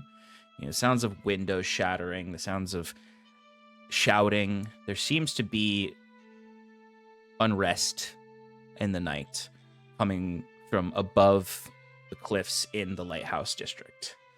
Like perhaps something about it comes alive at night. And there is some contention happening there. But we will get to that next session. All right, folks. Thanks for hanging out with us as we adjust back to the city of Hyvin. From our long, adventurous arc in the north to the complicated politics of the city of Hyvin. We'll see you all next week, or wherever you are in the world. Thanks for joining us. Have a good night. Bye.